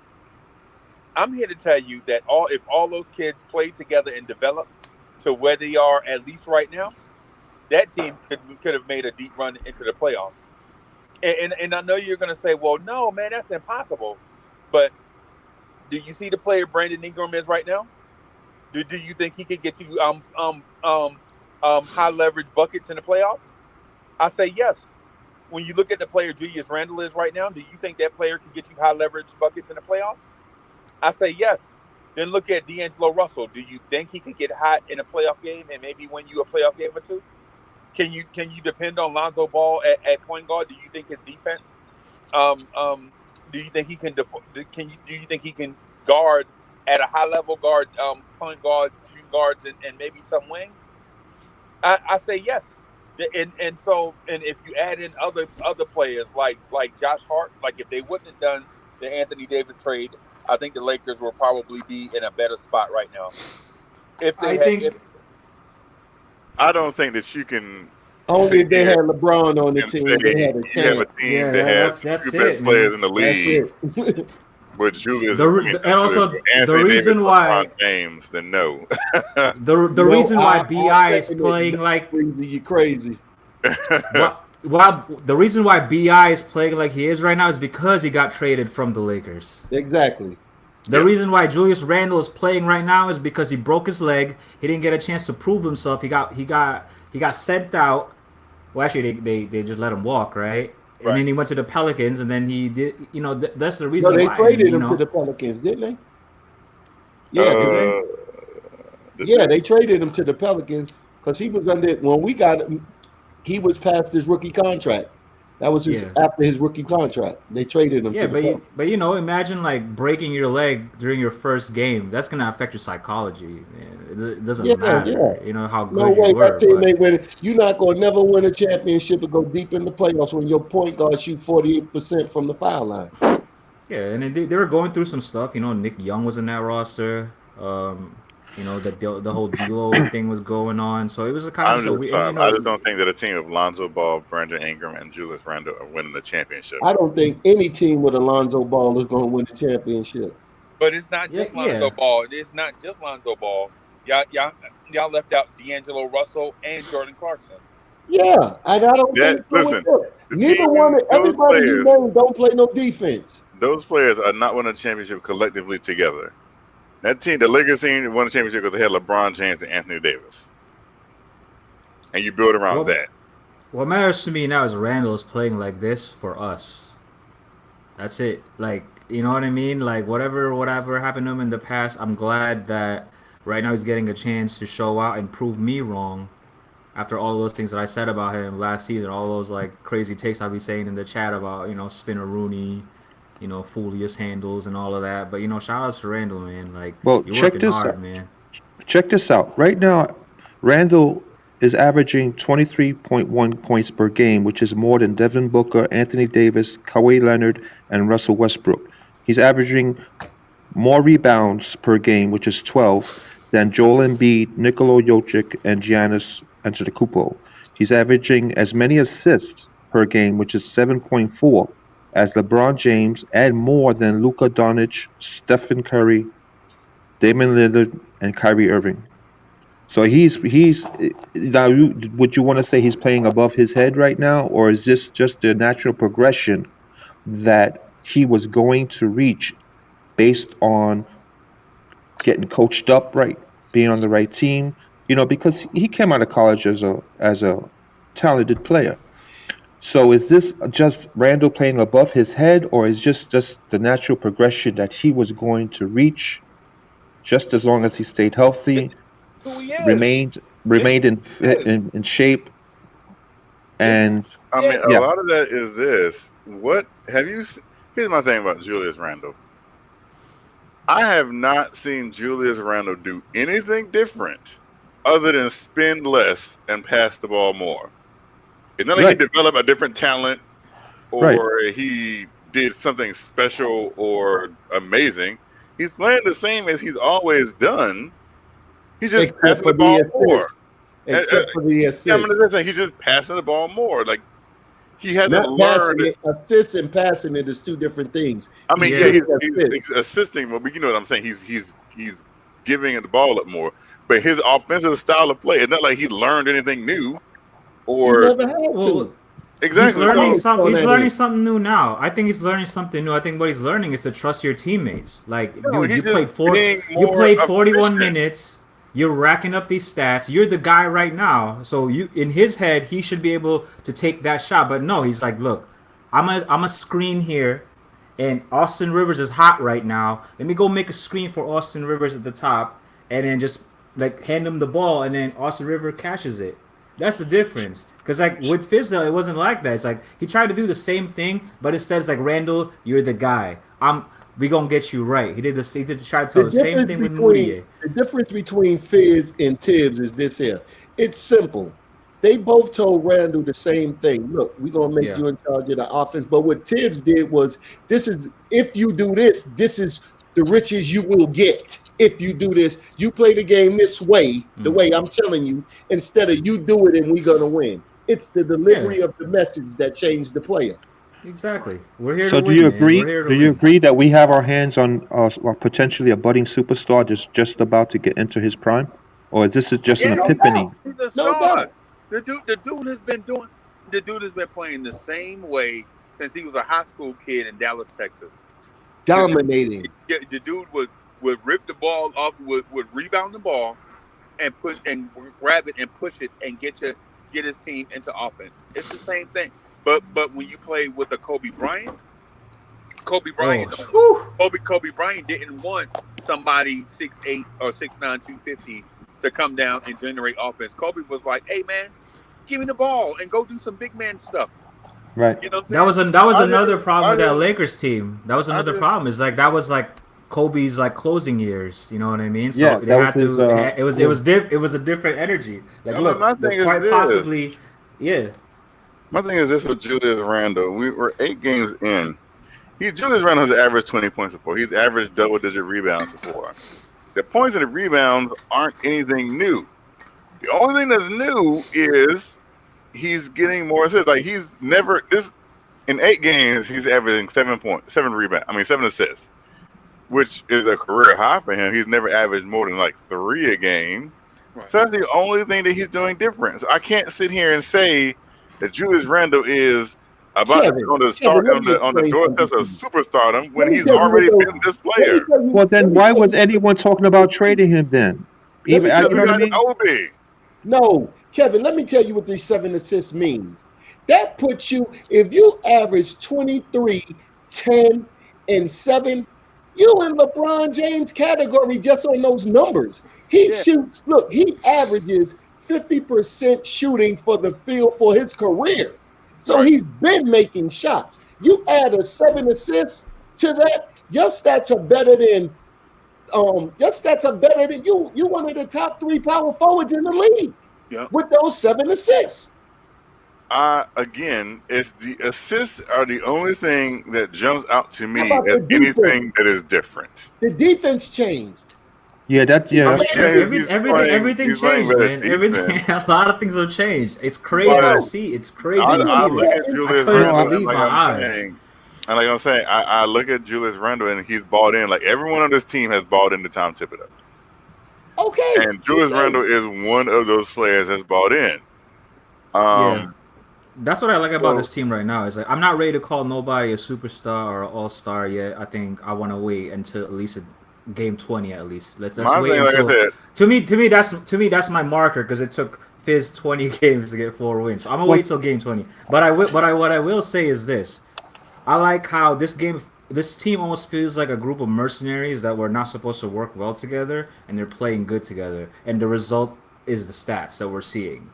The result is the stats that we're seeing. That's all it is. It's like these guys are playing for each other. Randall is willing to trust his teammates more and not try to, you know what I mean, not try to turn it over more and go in and spin his way out into trouble, but instead pass it to the person that's next to him that's wide open. EP is also trying to take like what's that word? I'm like blanking out right now. He's trying to take accountability. There you go. He's trying to take accountability for himself. That's why he stayed that one game after that and just shot he shot for like 2 hours in the Garden, while the Garden was like not having any events, which is key by the way. But you know that's what I like about this team right now. I'm not ready to crown anybody a superstar or an all-star just yet. Right now, I want to wait until game 20 before I really jump off the ledge here. But I do like how Randall and everybody too. They're like raising each other. Mitch, come on, 41 minutes, 2 fouls. Come on, man. I don't know. I wouldn't call it mercenaries. I would call it like the Justice League scenario. Ooh, the Justice League. Okay. Yeah, where you have because in a Justice League scenario you have dudes with individual talents. You know what I'm saying, that were good, that were used to accomplishing things well on their own. But the thing is they needed to come together for a common cause. You know what I'm saying? So my thing is with say a cat like say Kevin Knox. Kevin Knox did good things, individual things, right? But it took him coming together with others in order for you to see his other powers come out, right? Like the dude is developing. Now you see the other parts of Kevin Knox's game, and you were like, oh, look at Kev. I didn't even know he could do such and such. Well, he could do such and such now because he's got other people on the floor that can do other peripheral stuff. Like you see the part of Kevin Knox's game, the peripheries of his game, and but at the same time, you see the outliers and peripheries of Julius Randle, and now you're like, well, something changed. Well, the thing that changed is they came together like the Justice League. People started trusting each other. Now they can get into other parts of their game that they hadn't showed before. So you know, the mercenary thing, and I'm not saying it's a bad comp. The mercenary thing makes me think like somebody is just good at this one thing, and that's all they bring to the table. Like say for instance, like a sniper. You bring a sniper to the table, all he's gonna do is be the sniper. You know, Austin so Rivers. yeah. Right there. Oh, okay, yeah. You know what I mean? But Crazy, I now think that it's good, man. Yeah, now that you bring up Kevin Knox, I just want to. Early in the show, Foxy was talking about Knox's ceiling, and I was kind of thinking about that. I wasn't on the panel at that point, but I was listening in, and I'm gonna throw a name out there, and I know it's probably gonna get some fire from the chat, but I'm gonna preface it. I'm gonna preface the name I'm gonna throw out there is um he could be Knox's ceiling, but this player I'm talking about a specific point in his career, not in this is not in his prime. I'm talking about Knox reaching this person's as a ceiling in Knox's prime, but in the player I'm going to name, this is towards the latter part of his career because he had a long career. So you let me know what y'all think. I'm thinking Knox's ceiling could be possibly based on Knox continue to improve his defense. Papa Jones. No, I'm thinking Scottie Pippen in the Portland Trailblazer years, not in the Chicago years, but Scottie Pippen while he was those 4 years he spent in Portland. And let me just give you some insight into that. Scottie Pippen, when he was with Portland from 2000, from 99 to 2002, he was averaging about 32 minutes a game. He was averaging about 10 to 12 points per game, and his field goal percentage was anywhere between 41% and 45%. And his rebounds were between 4 and 6 in those 4 years. And his assists was anywhere from actually his assist numbers were really good with Portland. In 2002 it was 4.5, 5.9, 4.6, and 5.4. So his assist numbers were really good. But in my view, Knox's ceiling could possibly be that of Pippen's play when Pippen was not with Chicago, but in his latter career when he was with Portland. That's hard, man, because Pippen's disagree. defense was on another level. I That's disagree. Hard. That's a hard. think- Even like when Pippen, again, even this when, is what even, Tibbs- even when I even think when Scotty. Pippen was washed. I think he's gonna be better than his Portland years. His ceiling is. I think his ceiling is gonna be better than his Portland years. Only thing I think about Kevin Knox is that he's gonna be a late bloomer, Right. but he's gonna be Right. better than that. His tool bag is better than that. So he's just gonna be a late bloomer. But when he finally do bloom, he's gonna be better than that. And Powell, I'm talking Yeah. about Knox continuing to be under the tutelage of Tibbs and his defense. Yeah, but defensive I'm saying, teachings, but he's you know what I gonna mean? be better. That's than, the thing is I kind of just want to see how this team runs in 20 games Yeah, before I think that he's gonna- No, I know. We're just talking do a projection. diagnosis. I mean, we're just Yeah, talking I think right his projection. We're not talking about cementing in this. I'm not writing Yeah. this in stone. We're just talking Yeah. projection. I think that his projection is going to be higher than Scottie Pippen in his Portland years. Not Scottie Pippen as a player, but if you really look at Scottie Pippen's whole career, he was just a 16-point scorer anyway for his Right. whole career. So it wasn't really Right. that much. So the difference between Portland and Chicago was Mike wasn't on the team. Well, in Portland, and I'm sorry, in Chicago, Pippen was in some seasons 21, 22, but he kind of hovered around the low 20s in That's the why early I see 90s. Knox ceiling at. That's why I see Knox ceiling at low 20s. When Yeah. his career finished, he's gonna be at 18 a game. But these like right there, he's just a slow starter. Knox at this state. Right now, Knox is 21. Right. Right now, he's 21. If he stayed in college, he'll be a rookie right now. He'd be a rookie right now. So I give him the little curve right now. I think he's gonna be his tool bag. He can do a lot of things, but now we're finding out that he can defend.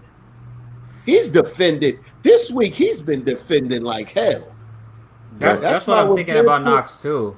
That's Knox why we, seems to me somebody who has just recently learned how to play basketball, who's just like getting comfortable with his own body, with his height. You know what I mean? Like he's always been probably that kid that's always been like talented, so everything came easy to him until like the pros came, and then of course when he got to the Knicks, we all know what kind of situation he was in, how many coaches and all of that, trade talks and the fans and all of that was going in on him. So like I said, I want to give him some time, man. I want to see what he's capable of, because he's had a couple of plays already that's like has been showing some promise, man. His defense is slowly appearing, but I want to wait a little bit more, because there's a lot of upside to Kevin Knox that I'm hoping to come out, especially for us. Like I'm sick of like seeing other players leave the Knicks and they flourish in another team, because like the franchise wasn't patient enough to keep him. Y'all know who I kind of see who I want Kevin Knox sort of play like, and if you're older, you would know who this player is. Sean Elliott. Y'all remember Sean Elliott? Oh yeah, from the Spurs. yeah. Like if Kevin Knox turned out, because Sean Elliott was long, he could shoot, 6'8", he could defend, he could pass and assist, and he was really good on a fast break. Like I can see that. that's who I would want Kevin Knox to turn out to be. He I want him to be like Sean Elliott, minus like I think he had like that kidney issue, but that's who. I think that's a good comparison for Kevin Knox. And as far as Pippen goes, I also that's dope, but I also would want him to have more heart than Pippen, because Pippen pretty much gave up on his team when it was just him. Well, that's the thing. Knox hasn't shown us that yet. You know what I mean? I want him to kind of, you know what I mean? Don't give up on your guys when we need you. Don't give up on us, man. Man, we've seen Randall basically enter that door of his potential, and man, if we can stick with Knox and RJ, I mean that 1-2-3 punch, and that's not even inputting a veteran superstar if we can ever get one. But we're talking about within the next 2 to 4 years, if we can stay in the trajectory that we're at right now. Yeah, man, that's dangerous. Once Obi comes back, Randall's assist numbers is going to go up. Let's go to that right He's there. going to get rest. Man. And when he gets back on the court, he's going to be more focused. I bet you Randall's going to have a 15-assist game this year. He's going to have a 15-assist game this year. When Randall gets back and he can focus and he doesn't have to worry about with a little rest in the second half, he's going to get you a 15-assist game. If Randall gets 15 assists, he won't get 20 points. I don't think Randall can get 20 points and 15 assists in the same game. I think he's going to have 20 points, 15 assists, and 11 rebounds. I would like that's see. All right, so just going by the stats you gave, right? I'm not saying it's gonna happen or anything. If Randall is gonna have 15 assists, I would like that. If Kevin Knox gets like 20 plus points, that would be cool. That would be cool with me. Or like RJ getting 20 plus points. Whoever gets the ball, Randall's got enough talent to give you that this year. Exactly. And I say, if I have to put it on the line, I say before All-Star break. Ooh. When Obi gets back and gets in the lineup, and you give him 38, he gonna do it in about 38 minutes with the proper rest. This guy been getting 8 assists at the half and then have to play the whole game. Imagine if he gets a little rest, he's gonna double up on that. Yeah, but at the same time, Obi needs to beef up too, though. You know what I mean? Like I said, look, he needs to eat those veggies, man. Look, this thing is spinach like Popeye. Nah. Obi is not a small dude. He got small legs. He's not a small dude. Okay, that's fair. And look, Stoudemire has small legs. Look, Dwight Howard got small legs. So did Spree. So did Spree. But Spree was tough, man. Don't be sleeping on the. Don't sleep on the. No, you're right, man. But yeah, some people are contributing. Some people are contributing his small legs to his ability to leap that as high as he can. They say ball players with bulky legs don't have that lift. That's what some analysts say. I don't necessarily agree, but hey, look, everybody that is running around with the small legs, they quick on the floor, they get into the basket and they jumping over everybody. I mean, the kid's You from know? Brooklyn. I mean, what is he? You know, he's gonna be able. He's gonna be all right, man. He's got his dad with him. His mom's is with him. He'll be all right, man. You know, he knows what this is about. He grew up a Knicks fan. Yeah, He knows. He look knows. like He I knows like I the. said, He knows. like He I knows what he said needs to do. earlier. Hey, yo, you remember the Steve Austin, the Bionic Man? How they had to put him back together? That's what they doing with Knox. They putting them back together. They tore him down and they putting him back together. And he's gonna be better, faster than he was before, and more confident. How many coaches has he gone through, man? Like even Frank. You know, Frank is like the last of like the Phil Jackson era. He's the last one. He's the last Mohican. Like how many Frank is the managers, longest tenured Nick coaches? right now. It's crazy, right? It's crazy. Yeah, Frank is the longest tenured Nick. This is his fourth year. That used to be Patrick Ewing on the bench with a suit on in '99. Now it's freaking Frank, man. Ugh, what a difference. That goes to show you how the Knicks don't have the patience to develop their young players. I mean, never had a development. They used to. Yeah. You used to. Right. It's hard, man, when you've been seeing this for the past 20 years. It's kind of like you're used to it. You're used to it, man. Ugh. I still remember that video. Of Stefan. He was talking about, man, we got Zach Randolph. You see what the Knicks did? We got Zach Randolph. Now we got the beast throw the ball down low to. That was just, oh man. Man, you can count on two hands the players, the superstars or near superstars that were once on the Knicks, that were drafted by the Knicks, that went on to other teams and won championships, MVP, not MVPs, but All-Stars, accolades, and all of that stuff. Who was that? Zach Randolph, I could think of one. No, he did that and came to us. He did all. He wasn't drafted. Wasn't he drafted by the Knicks? No, he wasn't. Nah, I thought he was. Nah, Channing Frye. He came Channing to Frye us. was drafted. The How about that's because before we can even have a chance to see them blossom, we're already trying to chase the next superstar. You know, the big New York signing, Matinee. Who? You know?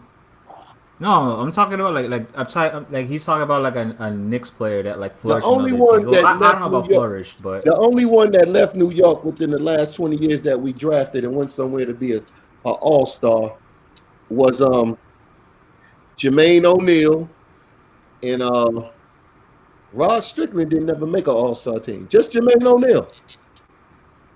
That's it. I mean, we passed on Ron Artest. If you think about Yeah. that, that was just crazy. Then got the garbage back left. And David Lee. Oh my God. Him and David Lee. That was about it. We just gone through a lot, man. So the Knicks was, because the Knicks always played the free agent game. They never played the draft game. True. Patrick Ewing, and the longest tenure, the only one that we drafted to stay with us the whole 4 years besides Frank was Charlie Ward.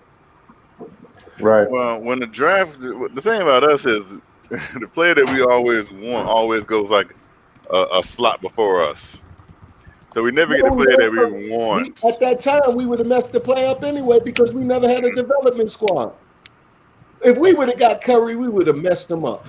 Yeah. Because he came out hurt. They had to wait a year for him to even get right. The Knicks wouldn't have did that. Not at that time. But now they got a development squad. How can you have an NBA team and not have a full development? Because they only dabbled in free agency. That's why they sell their picks, try to get the next person coming in. They never did anything else. That was the pipe dream, right? That's what Fizdale was saying last season. Was like he said he They thought he was get gonna that come player, in and coach. they slap him on the back of the Kristaps. coach. It's crazy. We It's did amazing draft how- Jermaine O'Neal. We traded him on draft How that night. worked? We did PBD. We did draft Jermaine O'Neal. We traded him on the draft night, the same night we got him. He was 17 years old. Don't press me. I know these things. Let's just hope we never go back to those years again. Well, free everybody. I'm about to sign out here. Oh, Yeah, me it's too. 3 o'clock. Almost 3. It's time to 3 rock o'clock. out. Yeah. We're gonna get this W tomorrow. Oh man. Oklahoma Right. City can't score. Look, don't start that foolishness. Stick to They what we can't can do. score. See, We can't come in at these games Yeah, feeling just like be the like- team's gonna like be we've soft. We been can't, man. We doing. gotta keep yo, the foot it's on not these about teams' necks, Oklahoma. man. We can lose at any time. Don't get overconfident. I'm not getting Nah. overconfident. That's I'm what you're saying doing. if we play defense, Now we you're are talking. capable of Oh, winning no. defense Yeah, talk against a about us. team. No, against a team that can't score anyways. Hey, look, you know what their record is? Know what their record is? It is. Yeah. I can find out. No, I can Is tell. it 3 and 4? 3 and No, 4. they like 5-2, 5-3, something like us. Guys, eventually what's They're 3 gonna and 4. what's gonna wind up happening is if They this 3-1 keeps up, on the road. I mean, we can probably even say this now that we are starting to the target on our back is starting to be drawn very, very slowly. The target is being drawn on our back. You know what I mean? Eventually, it's gonna be there. Right now, it's right like now, they're you gonna have to looking get at they're 20 looking at us like, oh, Nah, we they ain't gotta- looking we at gotta look. end They these ain't guys. looking No, at Rob, the Thunder are 3 and 4, bro. Yeah, but they 3-1 on the road. I'm just gonna I trust hear what you're saying. Tibbs. I'm just gonna trust Tibbs and I do trust Tibbs, and it's kind of crazy to say that I'm trusting a coach right now. That I trust that he is not gonna let his team drop a lead, or he's not gonna let his team get blown out. No matter what, if we're gonna lose fighting. If we're gonna win, we're gonna put our foot on their necks. Yeah, but that's what I we like as about it. fans got to keep the mentality as the team. Every Exactly. play, every We gotta. game. Yes. Not, Yes. they gonna do this with the other team gonna do. It's about what we gonna do. We gotta play our Yeah. game to win. Nobody We can't like us take no anyway. shortcuts. Nobody No likes us, so shortcuts. it's like, even we don't like ours. Like Yeah, Knicks don't fans get don't like Knicks, overconfident, so man. it's like we No, gotta go in I'm with just saying this. they can't Nah, man. score. I'm saying we play defense and we're Hey, capable of playing look, they defense just, against a they team just that beat can't the score. Pelicans. They just beat the Pelicans yesterday. Thing. Don't. They beat your boy Alonzo and them yesterday. Who the hell's that, my boy? Shoot, you always talking about you a trade for him. When I said I was straight for Lonzo Ball, that ain't me. It I'm is excited not for me. tomorrow's game, man. I'm excited because like if we win tomorrow, I don't know how I'm gonna act. I don't know, but I'm gonna keep a level head. You know what I mean? I'm gonna stay focused, and I'm gonna wait for the moment, man. I'm not gonna be happy until I hear that final buzzer and I see that score. That's it. Who drafted Jermaine O'Neal? Well, at this point, in my view, I'd be happy with.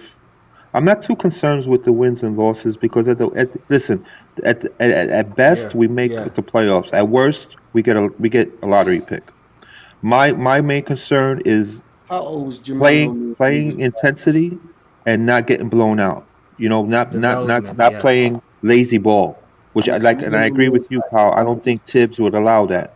So Nah. competitive basketball is the things that I want to see day in and day out.